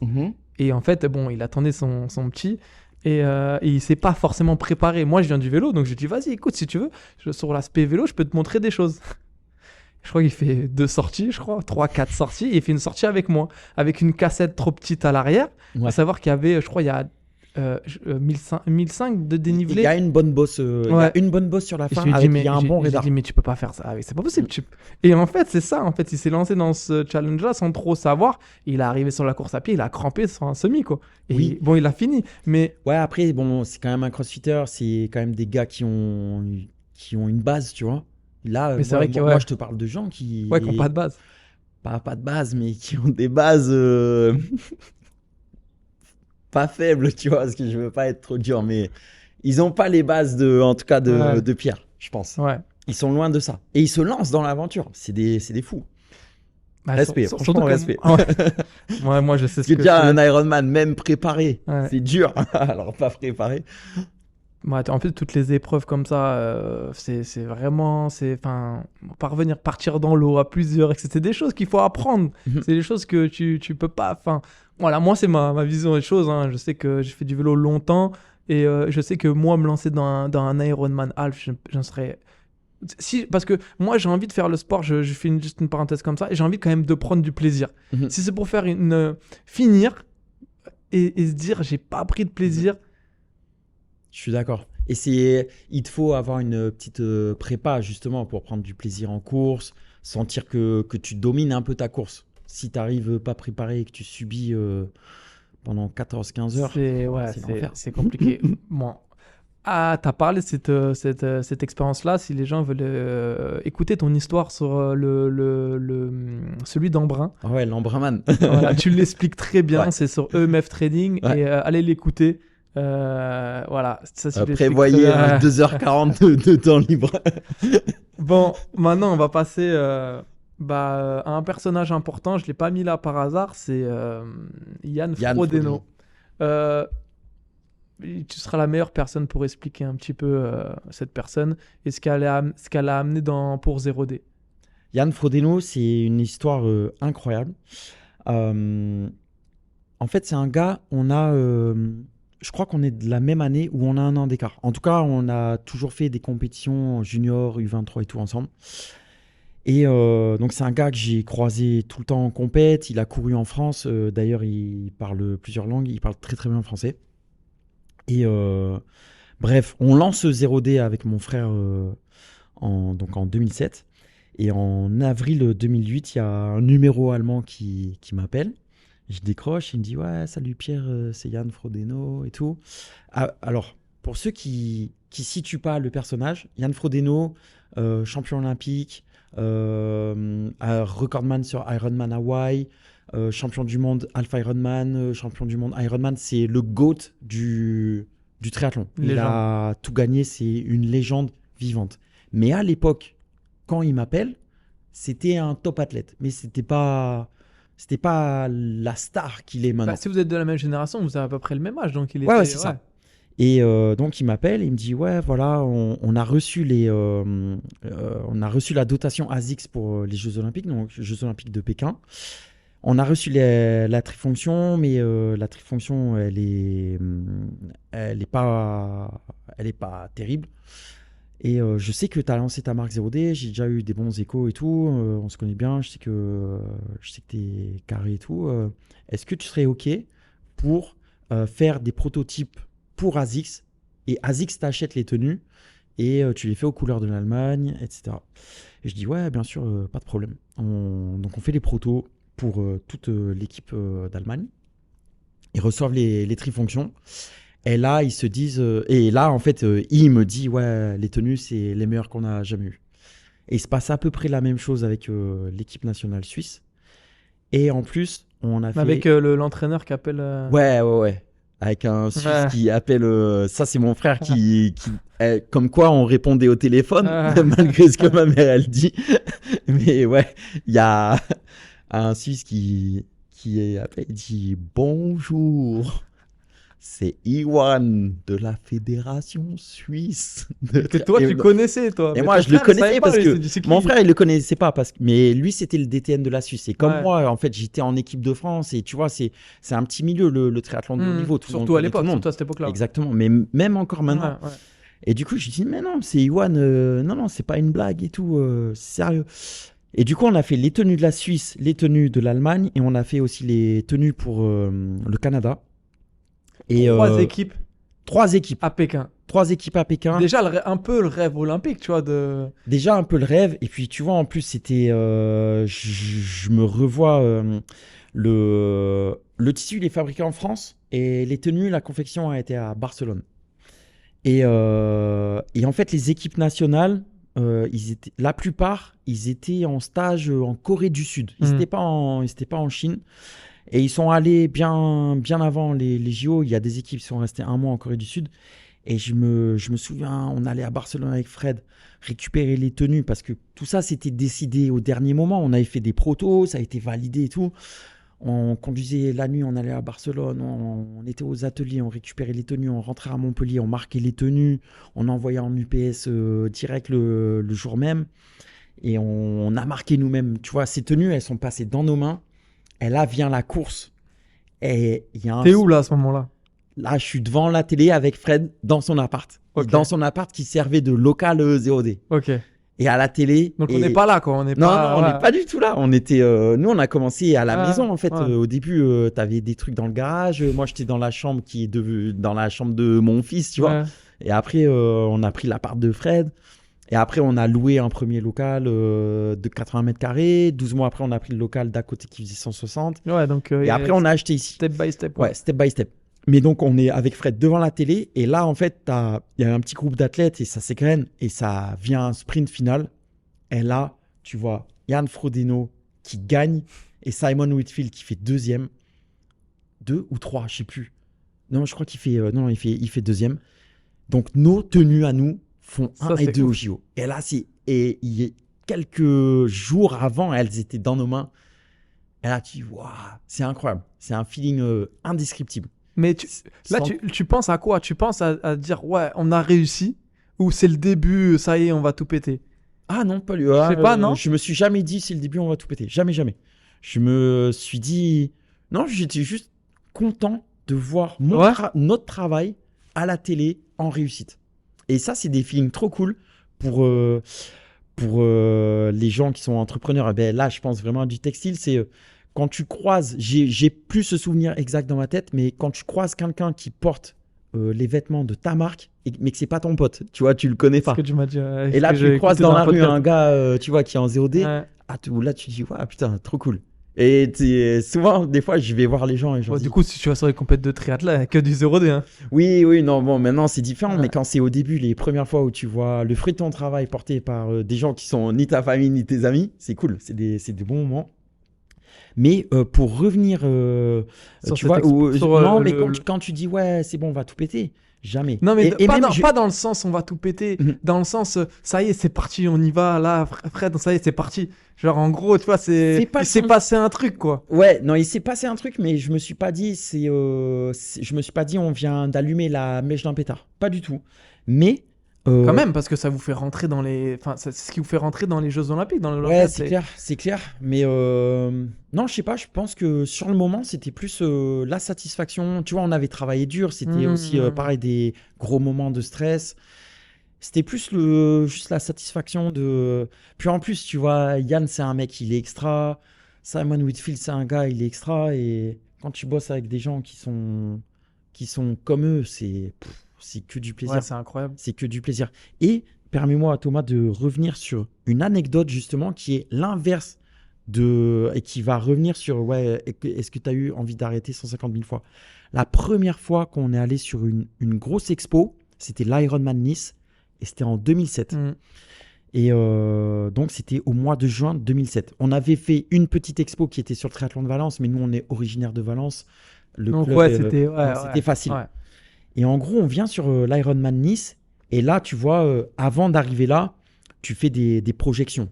Tu te dis, bon, il y a 2500 participants. On sait que chaque participant vient en moyenne avec 3 accompagnateurs. Il y a 5 jours d'expo. Tu te dis, dans la journée, entre les accompagnateurs, les triathlètes, les touristes, tu te dis, dans la journée, il y a peut-être 5000 personnes qui vont passer. Si tu as une personne sur 100 qui s'arrête, ça va me faire tant de personnes. Et si sur ces une personne sur 100, il n'y en a qu'une sur 10 qui achète un truc, on devrait réussir à vendre, je ne sais plus combien de t-shirts, je ne sais plus combien de trifonctions. Combien à peu près. Combien de casquettes. J'ai plus un chiffre en tête. Tu t'en souviens pas? Non, je m'en souviens plus. Par contre, ce que je sais, c'est que le premier soir de l'expo, on rentre à l'hôtel, on avait dû vendre un t-shirt, une casquette. Genre 130 € de chiffre d'affaires. 130 €. Et je me souviens, ce soir, j'ai rien dit à Fred. Et franchement, j'avais envie de pleurer. Je me disais, ouais, on va jamais réussir. Je me suis dit, c'est mort. Je me suis dit, ouais, j'ai mis 20 000 €, on a emprunté 50 000 €. Je sais pas comment je vais faire. Tu dis quoi? Tu dis, il y a quelque chose qui va pas, ils ont pas aimé les produits. Ben ouais, tu remets tout en question. Après, tu dis, t'essaies de trouver des explications rationnelles. Tu vois, je me souviens à l'époque, je me suis dit, ouais, c'est vrai qu'on est quand même pas très bien placé dans le village. Peut-être que nous, on est trop timide, on va pas assez voir les gens. Est-ce que c'est les couleurs? Est-ce qu'ils aiment pas le bleu? Est-ce qu'ils aiment pas le vert? Tu vois, tu essaies de rationaliser. Mais ce soir-là, je me suis dit, c'est mort. Je me suis dit, c'est pour ça que tu vois, je fais le. Et pardon Thomas, et 5-6 ans après, quand on retournait sur les expos, il y a un jour, on a fait 12 000 € de chiffre d'affaires dans la journée. Donc, sans vouloir donner un message, mais voilà, il faut s'accrocher. Le début, c'est toujours dur. Mais c'est pour ça que je te dis ça. Je te dis, genre, en gros, la satisfaction que Yann lève les bras et prend la banderole là, au niveau de la taille, est-ce que tu te dis, tu sais, tu penses à ça et tu te dis, waouh, ça y est, tu vois, ça, on a fait un truc quand même, on a fait un truc de ouf. Parce que je me suis jamais dit. Je suppose qu'après, quand même, après ça, tu as eu des marques, des nations qui t'ont appelé, non? Ouais, après, mais ça se développe, comment dire? Ça, c'est peut-être aussi important à dire, c'est que quand Nike sponsorise Kylian Mbappé, Michael Jordan à l'époque et tout, tu as une vraie traçabilité sur ton sponsoring. Tu peux voir, tu as les ventes de maillots, tu vois le lien direct. Là, quand Yann Frodeno il est champion olympique, ou même maintenant quand on est partenaire de la Fédération française de triathlon, les gens ils vont pas acheter une tenue réplica. Donc en fait, tu n'as pas une retranscription directement dans les ventes.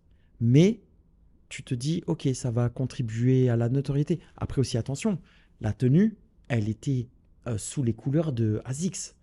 Donc seuls les vrais triathlètes savaient que ça, c'est le patron 0D.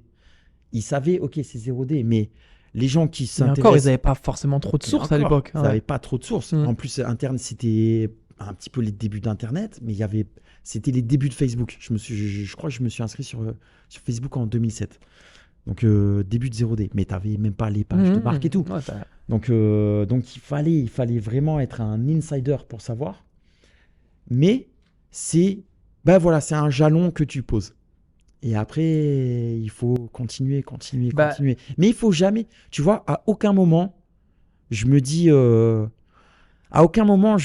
ouais, c'est bon, on a tout déchiré, on a fait ce qu'on voulait faire. Je sais pas, je me dis toujours, ouais, qu'est-ce qu'on va pouvoir faire de plus ou qu'est-ce qu'on va pouvoir faire de mieux, tout le temps.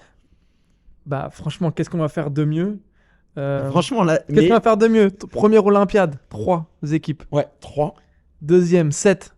Donc, deuxième, on est sur Londres. 2012.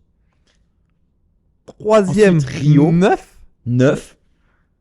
16 sur Tokyo. 16 sur Tokyo. 2020, 2021. Et là, on est à 20. Là, au triathlon à Paris, il y aura 41 nations différentes représentées et on fait les tenues de 20 nations. Donc, je veux dire, là, c'est significatif si les chiffres parlent d'eux-mêmes. Ouais, franchement, ce sera impossible. Ça va être compliqué. Ah, tu vois, je me reprends tout de suite. C'est la dernière Olympiade, c'est ça, où vous obtenez 12 médailles sur 27 ? Non, alors au total, sur 4 JO, les 4 JO que tu as mentionnés, on a fait 12 médailles. Il y a eu 27 possibles. Sur 27 possibles. Nos produits ont fait 12 médailles. Au JO de Paris, il y aura 3 médailles chez les hommes, 3 médailles chez les femmes et 3 sur le relais mixte. Donc il y a un total de 9 médailles. Je pense que nos produits vont faire une belle moisson. Tu dis combien de médailles là, toi ? On prend les paris maintenant. Wow, franchement, on va en faire un paquet. Mais je pense que l'équipe de France, on en fera 3. 3. Ok. 3 médailles. 3 médailles. La matière Ah non, c'est dur. Parce que ça, c'est un extrait, les gens, ils vont le ressortir.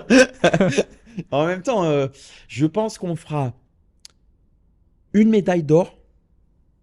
Allez, vas-y, je vais pas mouiller. Une médaille d'or, une médaille d'argent, une médaille de bronze. Allez. C'est noté. Là, on est à J-53 des Jeux Olympiques de Paris, donc en France. Vous équipez du coup 20 nations. Presque la moitié en fait au final. Ouais, la moitié. Par exemple, chez les hommes, on équipe 55. Il y aura 55 hommes au départ. Ok. Il y en a 29 qui seront avec nos tenues. Donc on est sur plus de la moitié chez les hommes, un tout petit peu moins de la moitié chez les femmes. Et vous fournissez tous les bonnets de tous les athlètes sur l'épreuve de triathlon. Ouais, sur les épreuves de triathlon, donc les épreuves individuelles, les épreuves en équipe et aussi sur les Jeux paralympiques. Ma première question là-dessus, sur ce thème, là, sur Paris 2024, c'est comment vous vous sentez, l'équipe, ton frère, toi? Bah déjà, il n'est pas là, mais on va quand même dire un grand bravo à Frédéric parce que c'est lui qui gère les fédérations nationales. C'est vraiment un gros boulot, gros niveau de stress. Mais justement, tu vois, on parlait de comment on est face au stress et tout. Des fois, j'envie mon frère parce que j'ai l'impression qu'il arrive à mieux gérer le stress que moi. C'est ce que je lui ai dit. Ouais, il gère mieux. Direct, je lui ai dit. Et franchement, je l'envie et tout. Je vous explique juste, en fait, moi je suis arrivé, j'avais envoyé la petite timeline par mail à Pierre, donc j'arrive et tout, je vois un de ses collaborateurs, je dis ouais, bah je viens pour Pierre, il est là. Pierre, non, il est parti. Je dis comment il est parti? Donc je fais le tour, t'étais dans ta voiture, et là tu me vois, et genre, écoute, c'est chaud. Nan, nan, nan. J'ai dit, attends, bon. écoute. Attends. Pourquoi Attends. c'était chaud? C'est que je devais déposer Ouais, voilà. à la gare et on a Mais- raté le train. Et en Tu fait, vois. je vois, t'as pas le contrôle. Je dis, oh, oh, oh. Et du coup, je suis dit, vois avec ton frère. Et moi, ton frère, je l'avais jamais vu. Et là, j'arrive, je vois Fred. Je l'avais vu, mais Oui, j'avais jamais rapidement. parlé avec Ouais, lui. ouais. Tu vois. Et là, je vois ton frère, mais genre posé, tranquille. Alors que je m'attendais à avoir la même personne que toi. Posé, tranquille. Ouais, non, t'inquiète, il va revenir et tout. Vas-y, viens, on met en place et tout. Et je dis, oh putain, il m'a fait du bien, en fait, mon frère, au final. Ouais, bah c'est cool. Et en fait, je pense qu'au final, ouais, heureusement que lui, vous êtes un peu les opposés sur Ouais, sur ça, ouais, c'est cool. ça. Parce que sinon, si t'as la même personne que toi, tu tiens pas. Et lui, je pense que c'est la même chose. Ouais, c'est clair. Non, c'est cool. Et du coup, ouais, je reviens sur la Ouais. question initiale. Donc, c'est Frédéric qui gère les fédérations nationales. Et c'est un gros boulot. C'est aussi, mais c'est super intéressant parce que il va aussi beaucoup chercher. Tu vois, t'as un ranking olympique. Le ranking olympique, il évolue au gré de chaque course internationale. Et nous, on est partenaire de la Fédération française de triathlon depuis 2017. Mais tu as des petites nations aussi qui sont présentes aux Jeux Olympiques. Par exemple, tu as le Togo, tu as la Roumanie. Donc, il y a des petites nations. Et ce que Fred a vraiment essayé de faire, c'est aussi de voir, ah ben tiens, là, il y a un petit pays, je vais aller les contacter. Ok, d'accord. On peut leur Ouais. faire, c'est peut-être qu'une tenue, mais c'est un gars en plus qui sera sous nos couleurs. Ça me fait penser à un film, tu n'as pas dû le voir, c'est Good Algérien. En fait, c'est une histoire d'un entrepreneur qui fait des skis. Et en fait, sa société fait faillite Mhm. et il est obligé de représenter l'Algérie. C'est une histoire vraie, hein. Il me semble que c'est une histoire vraie sur les Jeux Olympiques d'hiver. D'accord. Donc il appelle la fédération. Pour venir à l'histoire, il appelle la fédération, il ne sait pas sur qui tomber. Il se dit, mais est-ce qu'il y a une fédération qui existe sur le ski et tout? Et en fait, il y a une fédération qui existe sur le ski. Donc en fait, ça me fait penser à des petites fédérations comme ça, comme le Togo. Ça doit être archi dur de les contacter, etc. Ouais. D'avoir leur numéro, de tomber sur la personne, sur le triathlon et tout. C'est... Ouais, après, comment dire,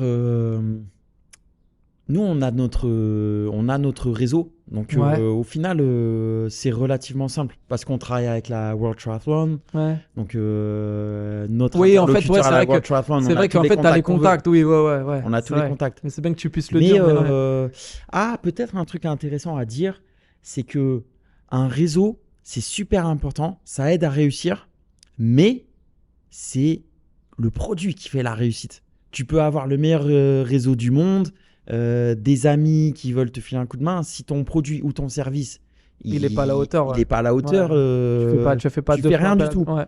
Tu vois, des fois, peut-être il y a des gens naïvement, ils pensent que réseautage, népotisme, et ça fait les trucs. Mm. Non. C'est si ton produit ou ton service, il n'est pas top qualité, tu feras rien. Oui, du après, il y a la relation aussi, la relation que lui, il crée avec les fédérations, tu vois, le sérieux qu'il crée, Mhm. c'est tout comment C'est un ensemble de choses. tout un ensemble de choses, en fait, un C'est un écosystème. Exactement. Et c'est un ensemble de choses. C'est aussi dans les détails. Une fois de plus, c'est comme dans le sport de haut niveau. Il faut que tout soit nickel. Quand Mais tout est nickel, là, C'est tu peux réussir. Mais tu peux même échouer quand Mais tout est nickel. c'est dur aussi à faire quand tu peux avoir le meilleur état d'esprit, etc. Après, tu as une chose aussi qui est le management, qui peut être compliqué aussi à gérer Mhm. quelquefois, tu sais, pour des personnes qui, eux, c'est peut-être pas leur projet comme vous, enfin, c'est pas leur projet comme vous peut-être, et qui rentrent chez eux. Des fois, c'est peut-être difficile de manager, d'avoir ce côté-là où tu demandes tellement de choses, tellement de pression que Ah bah ouais, c'est clair. C'est en plus moi j'aime bien quand les choses sont bien faites et tout. J'aime les gens qui font les trucs à 300% Ouais. et tout. Donc forcément, ça met de la pression et tout. Ouais, c'est dur. C'est dur. Après, on est une petite équipe, donc ça c'est cool. On se connaît tous très bien. Et Ouais, j'ai vu qu'il y a une bonne ambiance quand même. quand je ouais, suis rentré, il y a une bonne ambiance. Ouais. C'est cool. Mais comme c'est révélateur de ce que vous avez mis en place et ce que vous avez. Enfin, dire quand je suis arrivé, dire c'est qui lui, sort d'où? On m'a tout de suite accueilli. Oui, bonjour, cherchez. Enfin, je veux dire, on m'a aidé, tu vois, je veux dire. veux des noms. C'est révélateur. Non, mais c'est top. On va revenir sur Paris 2024 et vraiment les enjeux pour la marque de 0D sur Mhm. ces jeux-là. Et quels sont les enjeux? Il y a les prochains JO donc, de Los Angeles. Ouais, 2028. Mais avant de parler à ça, donc à parler du futur, c'est quoi les enjeux vraiment de la marque là sur ces Jeux de Paris? Je pense que sur Paris, pour moi, quand j'ai commencé le triathlon, très rapidement, mon rêve, c'était d'aller au JO. C'était vraiment ce que je voulais faire. Et j'ai pas réussi en tant qu'athlète, mais en étant de l'autre côté, bah, on a pu vivre cette histoire incroyable d'être aux côtés des plus grands sportifs du monde. Et là, on va avoir les Jeux à Paris. Et ça, Et tu je contribues à pense ces que, Jeux. ouais, on contribue, mais je pense que beaucoup de gens ne se rendent pas compte. La dernière fois qu'il y a eu les Jeux d'été, c'était il y a 100 ans. Et nous, de notre vivant, on reverra pas les Jeux. Les Jeux modernes, je crois. On reverra pas les Jeux en France de notre vivant. Et il y a 0D qui a la chance de vivre ça. Donc franchement, en plus, le parcours qui est proposé à Paris, il est incroyable. Ça va être un moment extraordinaire. Pour moi, ça va être... je pense que c'est un moment où je vais me dire... Pouah. Je pense que c'est peut-être le premier moment où je vais me dire, ah ouais, ce qu'on a fait, c'est pas mal. Là, tu pourras ouais, te dire. Là, franchement, on a... et je pense, en plus, je suis sûr qu'on va faire plein de médailles. Je pense que c'est un moment où je vais me dire, ah ouais, bravo Fredo. Ouais, vous avez... Ah ouais, franchement, rien que d'y penser, ça. Et j'ai trop hâte d'y être. Et après, oui, en tant que. Là, c'est peut-être pas un kiff perso, mais en tout cas, c'est un rêve qui va s'accomplir pour moi et pour Frédéric et pour nous, pour 0D. Et après, oui, bien sûr, back to business. J'espère que ça va encore nous ouvrir des portes sur une meilleure distribution à l'international. Dès que les Jeux vont être passés, toutes les fédés vont renégocier les contrats en vue des prochains Jeux olympiques. Donc il va quand même y avoir pas mal d'enjeux. Ça va être... Est-ce que tu te dis un peu incroyable. comme ouais, est-ce que tu as peur que les combis des fois soient pas à la hauteur sur les épreuves, etc. Pas du tout ou tu... Non, jamais. Franchement, bah tu vois, j'y ai même jamais pensé. Ouais. Non, J'y ai mais jamais tu sais, pensé. ce risque de dire peut-être qu'il y a un défaut quelque part sur la combi et Non, parce que de toute façon... ça plaît pas aux athlètes ou... Non, parce qu'on travaille beaucoup avec les athlètes en amont de tout ça. Ouais. Je dis pas qu'on contrôle tout, mais pour les Jeux Olympiques, ne serait-ce que sur les bonnets de bain, on a prévu. Il y a le plan A, il y a le plan B, il y a le plan C, il y a le plan D. Je te donne un exemple. Les athlètes vont avoir par personne. Ils vont avoir 3 bonnets chacun. Ils vont en recevoir 2 tout de suite. Il y a un 3e jeu de bonnet qui va être pas loin de la ligne de départ. Au cas où le gars, il enfile le bonnet, un ongle, le silicone casse, il n'a pas de bonnet. Ben lui, il en a un deuxième. Petit truc, tu as pensé quoi. Lui, il en a un deuxième. Et le comité d'organisation en a un 3e. Mais ça, c'est même pas nous qui avons pensé. Donc déjà, nous, on en fournit moins 3. Mais... là, on va devoir marquer les bonnets avec un numéro. Donc, les numéros sont déjà marqués. On voit là derrière nous, il y en a. Mais ils vont être marqués aussi avec le code pays. Donc, pour la France, FRA, les États-Unis, c'est USA, etc. Et il va y avoir en fait un tirage au sort, pour déterminer qui va avoir quel bonnet et ensuite le placement sur le ponton. C'est un peu technique, mais bon. Mais ça, on va le savoir que 3 semaines avant l'épreuve. Et nous, on a déjà 4 jeux de bonnets qui sont ici. Il y en a 2 qui sont là. Il y a un jeu de bonnet qui est chez Fred et il y a un jeu de bonnet qui est chez moi. Ouais, parce qu'on ne sait jamais. Imaginons ça brûle, imaginons on se fait cambrioler. Ouais. Ben, il y a 2 jeux de bonnets qui sont ailleurs et il y en a encore 4 autres jeux de bonnets qui sont dans les ateliers, qui vont être marqués directement dans l'atelier. Mais nous, on va aussi marquer les jeux de bonnets qu'on a. Donc, en fait, le comité d'organisation nous demande 3 bonnets. Nous, on en fait 8. Juste au cas où. Imaginons l'autre jeu de bonnet qui est encore... t'as pas imaginé que tes combis n'allaient pas marcher, mais t'as imaginé toutes ces choses-là sur le bonnet, ce qui est archi important. Parce non, mais surtout, sur les trifonctions, c'est pareil. Tous les pays, ils ont prévu plusieurs trifonctions par athlète. Là, ils ont reçu leurs équipements, les athlètes? Certains pays, ouais. Okay. Certains pays, oui. Certains pays, on va pas les citer, mais ils étaient en retard pour nous donner les designs. Donc, production, la production, nous, on fait tout pour être à l'heure. Non, mais globalement, là, c'est zéro stress sur ça. On a l'habitude, on gère. Mais on a prévu toujours des trifonctions en plus. Sait-on jamais, ou même un zipper peut casser. Il y a toujours des contrôles qualité et tout. C'est plus mais même un athlète, sa tenue, sa valise lui est volée 2 jours avant le départ à l'hôtel. Bon, ben, nous, on a un plan. Après, ça, c'est les 1, 2, 3, 4. Ça va être la 5e Olympiade. Maintenant, ça y est, vous commencez à avoir de l'expérience. En plus, c'est à Paris. Donc, du coup, tant mieux. Il vaut mieux avoir de l'expérience à Paris que faire ses premières à Paris. Mais ça, tu soulèves un point intéressant, c'est-à-dire qu'au gré du parcours d'un entrepreneur, les enjeux financiers sont de plus en plus gros si ça marche. Les problèmes sont de plus en plus gros. Mais tu as aussi l'expérience qui te permet de gérer des situations de plus en plus importantes. Moi, je me souviens au début, je stressais pour des situations. Aujourd'hui, ça me ferait rien du tout. Parce que tu les as vécues et tu as... Parce que tu les as vécues, tu les as surmontées, tu sais comment tu peux gérer. Et voilà, mais tu vois, je te donne des exemples. Mais ce background-là, tu es obligé de le vivre pour savoir le faire. Ça, tu le vis. Mais tu vois, au tout début, moi, quand je signais des virements pour des fournisseurs de 2-3 000 euros, je me disais, waouh, maintenant, j'ai signé des virements de 200 000 euros. Bon, je me dis quand même, waouh. Mais tu vois, c'est passé de 2000 pour que ça fasse waouh, c'était 2000 et maintenant c'est 200 000. Avant de signer le 2000, tu regardes le compte. Ah ouais, mais tu regardes le compte 100 fois. Ouais. Fred, maman, la compta, c'est bon, tu peux envoyer. Une question, on va voir si tu vas te mouiller, justement, c'est le cas. On a fait le parcours tout à l'heure, tu as montré un peu le parcours de la natation. Et il y a cette fameuse polémique, en tout cas, ou interrogation sur l'épreuve de natation dans l'eau. Y aura-t-il une natation? Est-ce qu'il va y avoir natation dans la Seine ou pas? Mais bien sûr qu'il y aura natation dans la Seine. Déjà, pour les gens qui ont lu des articles, ou en plus, il y a plein de mimes sur Internet, sur les réseaux. Il y a plein de trucs comme ça. Les triathlètes, les compétiteurs, ils n'ont pas peur d'aller dans la Seine. Pour tout le monde, ils ont déjà fait plein de courses dans des eaux louches. Personne n'est mort.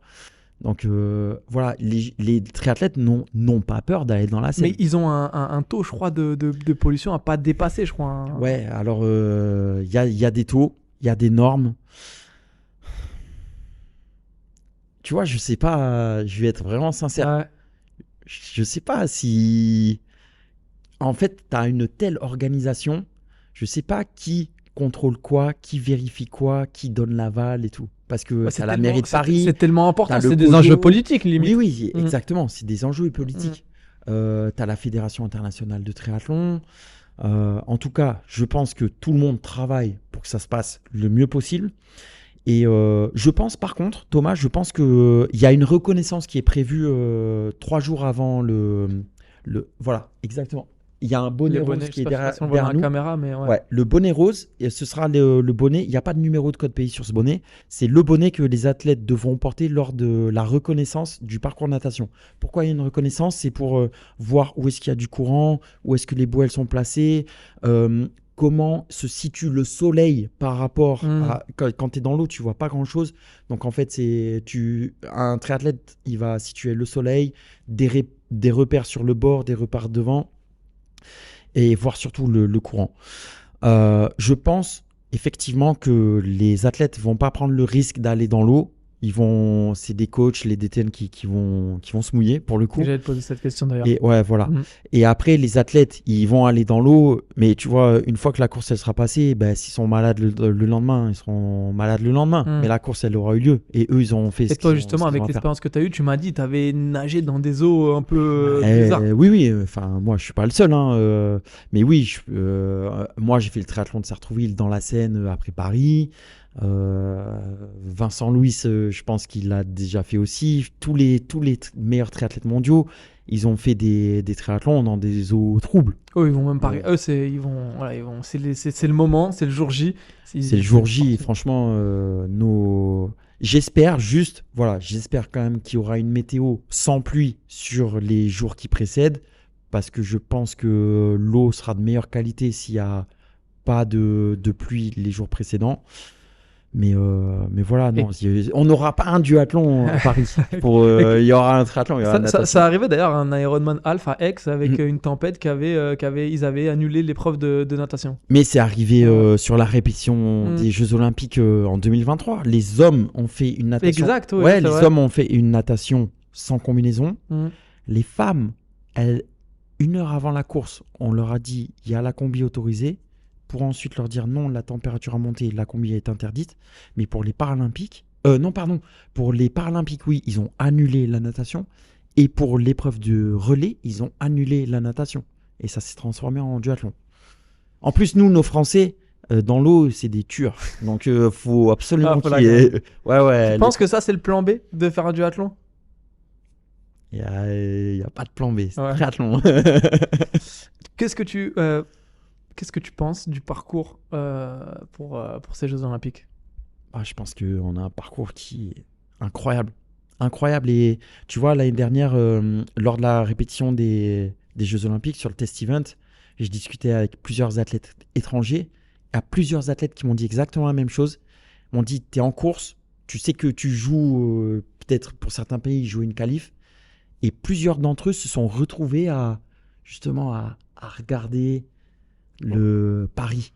Et le parcours est incroyable. Et ces athlètes m'ont dit, j'ai dû me reconcentrer pendant la course pour me dire, attends, regarde la roue devant, regarde le compteur, regarde les watts et regarde pas le paysage tellement c'est beau. C'est ouf. Ouais. Et puis en plus, ce qui est cool, c'est que c'est une des rares épreuves où on peut venir sans acheter un billet, parce qu'il y a le parcours, il y a plein d'endroits, c'est gratuit pour assister. Il y aura du monde. Ça fait plaisir aussi pour cette discipline. Il y a eu aussi une polémique sur les billets, sur les tirages au sort, etc. C'était un peu... Ouais, je crois qu'on aime bien les polémiques en France. Non, mais ça fait plaisir justement que pour cette discipline-là, ça soit ouvert un maximum. Ouais, ça va être ouvert. Mais, tu vois, tu parlais de polémiques sur les billets.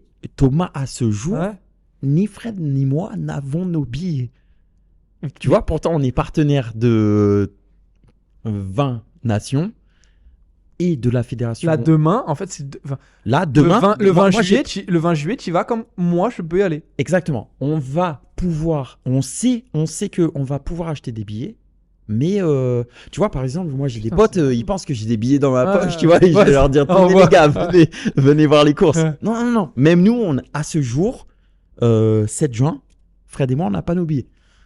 Pourtant, vous êtes quand même là, vous êtes impliqués dans l'organisation. Mais tu vois, cette semaine, la semaine dernière, il y a le président de la Fédération portugaise de triathlon. T'as fait un congrès, Ouais, et ben pareil, lui, il n'a pas encore son billet. Et sur les autres Olympiades, on ne s'est pas déplacé, nous, en personne. Mais après, quand on va sur les World Championship Triathlon Series, là, c'est bon, on a nos accès. Ouais. Mais là sur des Olympiades... Pour le moment, non. Mais ça va. Ouais, je serai sur le pont Alexandre III pour voir les Français tout déchirés. On a fait... Attends, je vais te dire le temps qu'on a tenu là. Voilà, là, j'ai pas vu le temps passer. On est à 1h33 d'enregistrement. On arrive sur la fin quand même. Le futur pour la marque de 0D, c'est quoi ? Le futur pour la marque, c'est qu'on puisse continuer à perdurer. Enfin, c'est de perdurer dans le triathlon de haut niveau. Aujourd'hui, pas ce qui m'ennuie, mais on n'a pas de distribution aux États-Unis. On a un début de distribution au Canada, donc j'ai pas envie de compter le Canada. On n'est pas distribué au Mexique.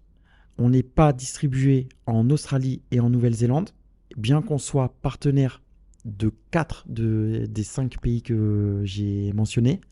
Donc, on est absent de 70% du marché mondial. Donc, c'est 70% de marché à prendre.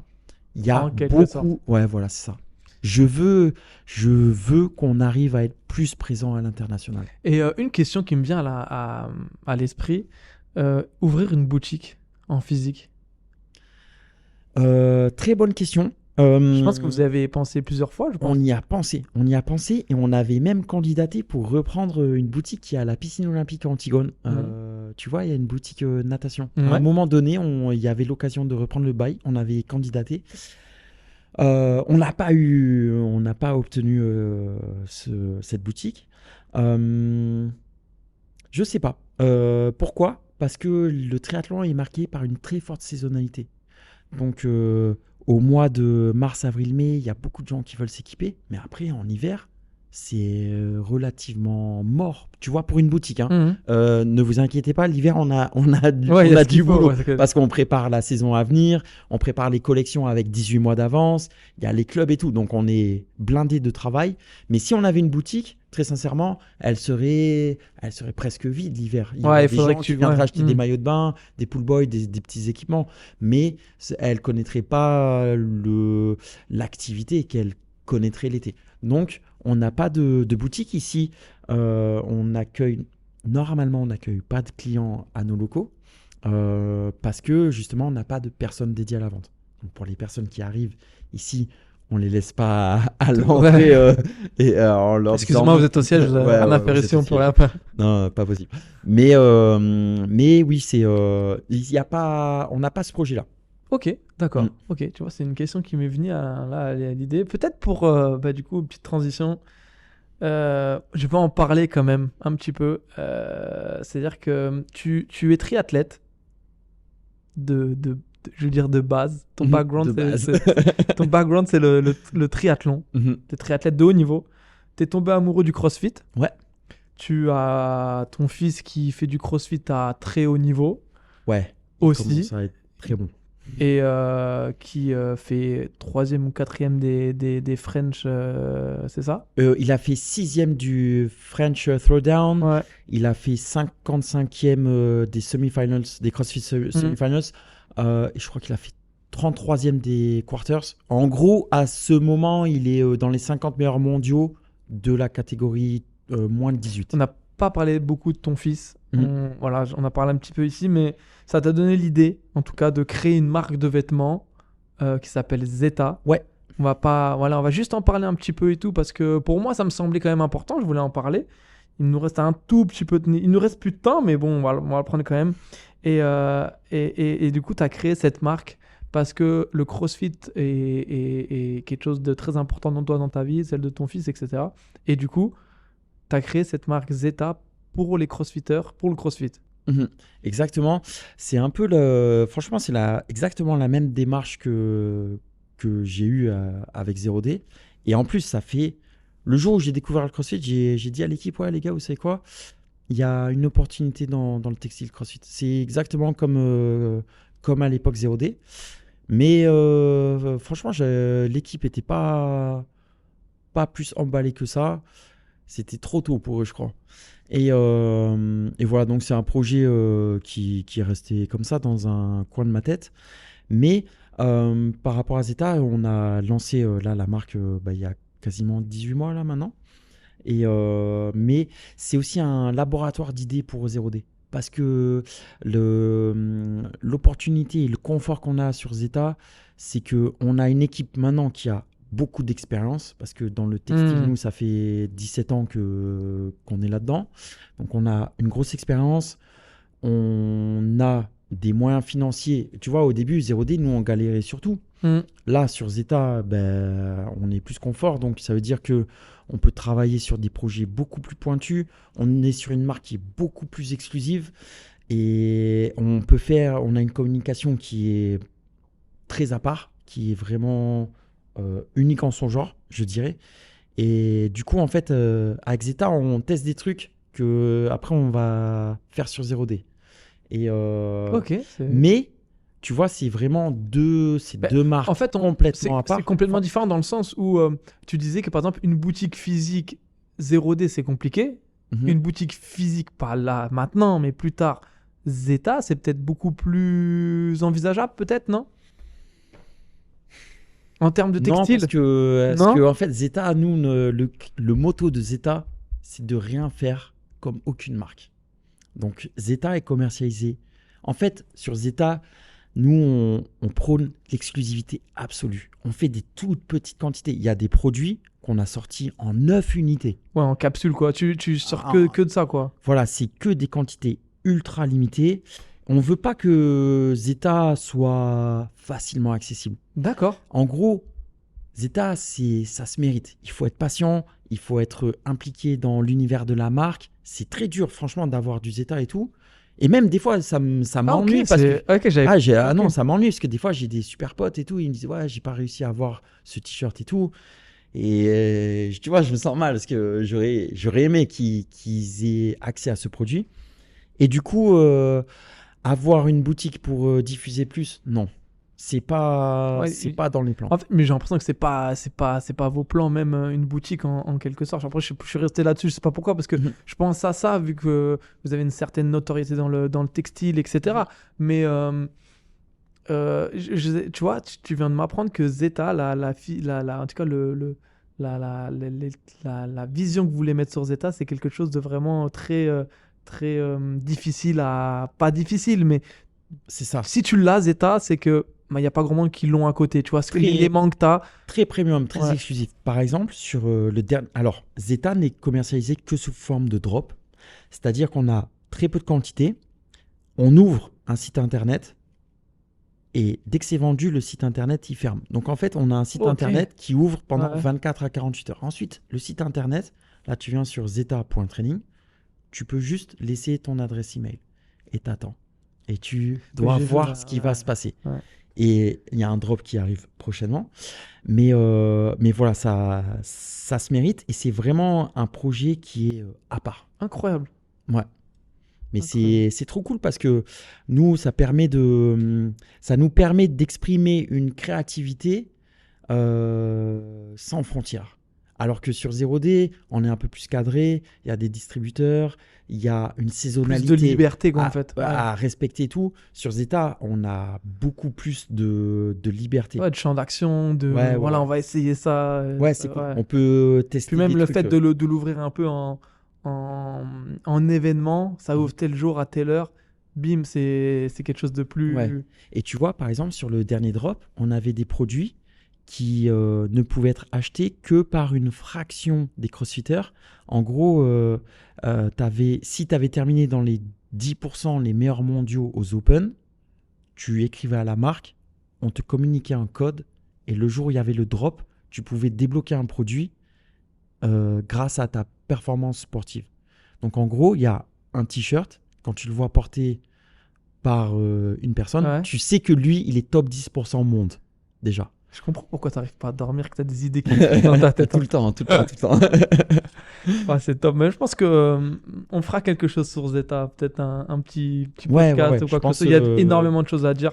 ça mérite son truc. Mais tu vois, un truc qui est important, c'est que l'expérience, les 17 années d'expérience avec 0D, pour Zeta, tu as gros bagage, très gros bagage. Et ça te permet de prendre des meilleures décisions, de pas faire des erreurs, tu vois, que tu as T'as le plus commises. gros qui est fait, en fait, au final, vraiment. Ouais, le plus gros. tu peux plus profiter, entre guillemets. Ouais. Je vais pas dire c'est un petit jouet, mais tu t'amuses quoi avec ça. Tu fais place à ta créativité C'est ça. que peut-être avec 0D maintenant un petit peu moins avec toutes les nations que tu dois faire, etc. T'as un cahier des charges Ouais. qu'avec Zeta, Ouais, et puis en plus, sur Zeta, là, je travaille avec Anthony. Monstre. Un monstre. C'est lui qui a derrière beaucoup de design là qu'on sort. C'est un tueur. Il y a Théo Parisi qui a beaucoup contribué aussi au début au lancement de la marque. Franchement, en fait, c'est ça qui est cool aussi quand tu es entrepreneur et que tu as une équipe. C'est-à-dire que quand tu es entouré de tueurs, Ouais. ça sublime les compétences, ça peut aller très vite. Et tu as un petit peu le côté sport par équipe, tu vois, que tu n'as pas quand tu es le cyclisme, c'est un sport individuel qui se pratique en équipe, mais que tu n'as pas en tout cas dans le triathlon. Donc c'est cool quand tu es entouré là, de collègues ou sur 0D. Fabien dans 0D, une machine. Là, c'est bien d'être entouré, mais quand tu es entouré des bonnes personnes, souvent ça fait des étincelles. Hein. On ne change pas une équipe qui gagne. Merci, Pierre. Est-ce que tu as apprécié au moins cette façon un peu de ce podcast-là, un peu chez toi, dans ton élément un peu... Ouais, franchement, déjà, merci d'être venu. Et c'est tellement... Moi, j'adore partager ma passion pour le triathlon, pour le sport en général.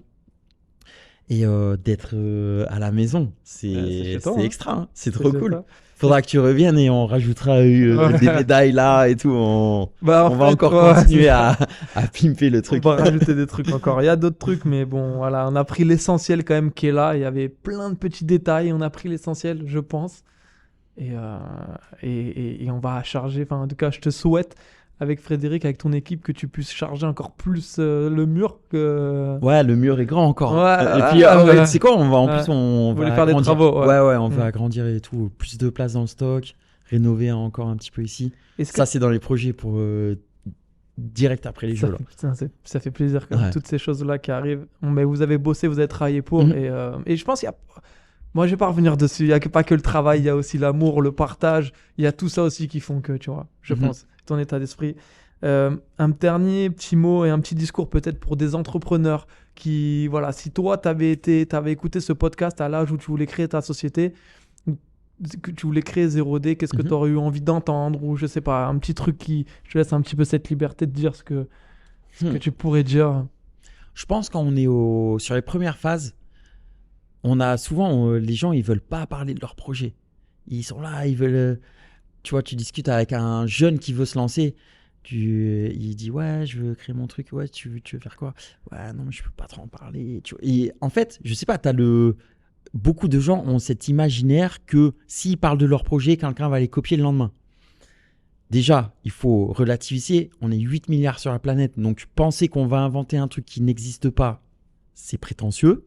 Donc, il y a déjà une petite remise en question à faire. Et puis, personne du jour au lendemain va se dire « Ah, tiens, Thomas, il a fait ça. Jeudi, je vais faire pareil. » Non, ou alors se dire que ton projet, il est voué à l'échec.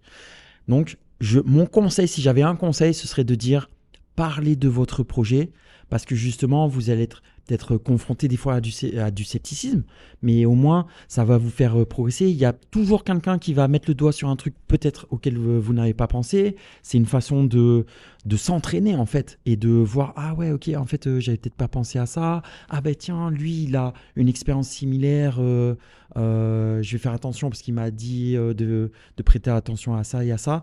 Donc, mon conseil numéro 1, ce serait vraiment, n'ayez pas peur de communiquer sur votre projet. Essayez aussi de faire comprendre à votre entourage, à vos amis, que c'est à eux de vous aider et pas à vous d'offrir votre produit, d'offrir votre service. C'est eux qui doivent... vos potes, ça doit être vos premiers clients juste pour vous aider. Donc, c'est bien ce que tu dis. Ouais, ça, il y a trop de... Et puis souvent, quand on veut aider, quand on veut faire plaisir, ce qui est beaucoup mon frère, tu sais comment il me surnomme des fois? Père Noël. Ouais. Parce que je veux toujours faire plaisir et tout. Et des fois, il me dit non, arrête de faire le Père Noël. Mais oui, c'est vos amis qui doivent vous aider et pas l'inverse. Donc, bon, après, c'est délicat à dire, mais si vous êtes entouré de bonnes personnes, je pense qu'ils vont le faire. Donc, parler de son projet, être bien entouré. Et puis, on l'a dit, il faut être préparé à ce que ce soit dur. Et il faut être préparé à galérer et à se dire, ok, je vais trouver encore l'énergie. Et là, c'est un truc que j'ai dit avant-hier à nos distributeurs internationaux, c'est dans la difficulté se présente le challenge.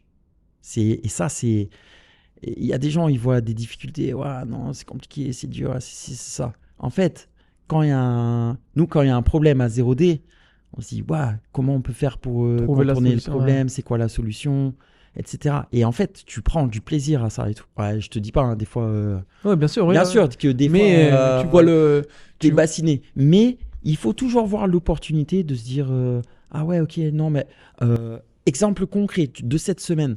On était en retard pour. Normalement, on doit sortir un catalogue papier pour les distributeurs internationaux. On était en retard.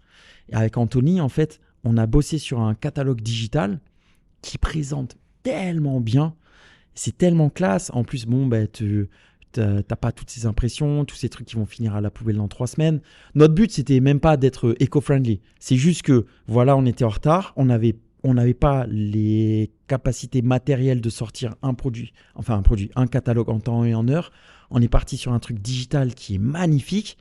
Et c'est un skill de plus qu'on a ajouté à notre bagage. Maintenant, c'est un truc qu'on sait faire. Et après, on apprendra à faire un autre truc parce qu'on sera confronté. Ouais. Tu check. Mais des fois, ce que je veux dire, c'est que tu vas checker des trucs sans même le vouloir. C'est juste que tu es confronté à une difficulté, t'endosses ta responsabilité de surmonter ce truc. Et dans cette épreuve, tu vas ajouter une corde à ton arc. Et à la fin, à force de travail, d'années qui passent, tu commences à avoir un bon petit bagage. Et c'est ce que je disais. Et du coup, après, ce bagage, il va te servir dans plein d'autres situations. Et c'est pareil, tu vois, pour mon parcours sportif. Je me suis toujours entraîné dur depuis que je suis tout petit. J'ai fait ma carrière en triathlon. Mais après, quand j'ai switché Spartan Race, j'étais à l'aise. Après, c'est vrai que quand je suis venu au CrossFit, tu passes un peu quand même par une case 0. Mais voilà, tu es là et tout le travail que tu as accumulé. D'ailleurs, tu en parles de ton expérience. Ben, en fait, ça va toujours te servir à un moment donné. Tu en parles d'ailleurs de ton premier WOD. Le premier WOD, il est marquant. Il est vraiment. Ouais. Même moi, le premier WOD que j'ai fait, il était assez. Merci beaucoup, Pierre. Merci du discours que tu donnes. Parce que sur les réseaux sociaux, on voit beaucoup de choses où la réussite se fait rapidement et rien qu'avec le téléphone. Non. Donc, j'ai pas envie de polémiquer dessus ou de parler de ça. Mais en tout cas, merci pour le discours que tu fais. Franchement, merci d'avoir accepté, j'espère que ça va contribuer à des jeunes d'entreprendre ou même des entrepreneurs qui sont en difficulté de surmonter tout ça. Et voilà, j'ai pas d'autres choses à ajouter. Trop cool. Merci beaucoup. Que du kiff. Merci à tous. On se voit pour le prochain épisode. Sur la saison 2, il va y avoir beaucoup de monde qui vont avoir un parcours intéressant. Donc j'espère que vous avez kiffé de fou, comme moi, le parcours de Pierre et de Frédéric. Je vous souhaite une excellente soirée ou journée. Bref, ciao l'équipe.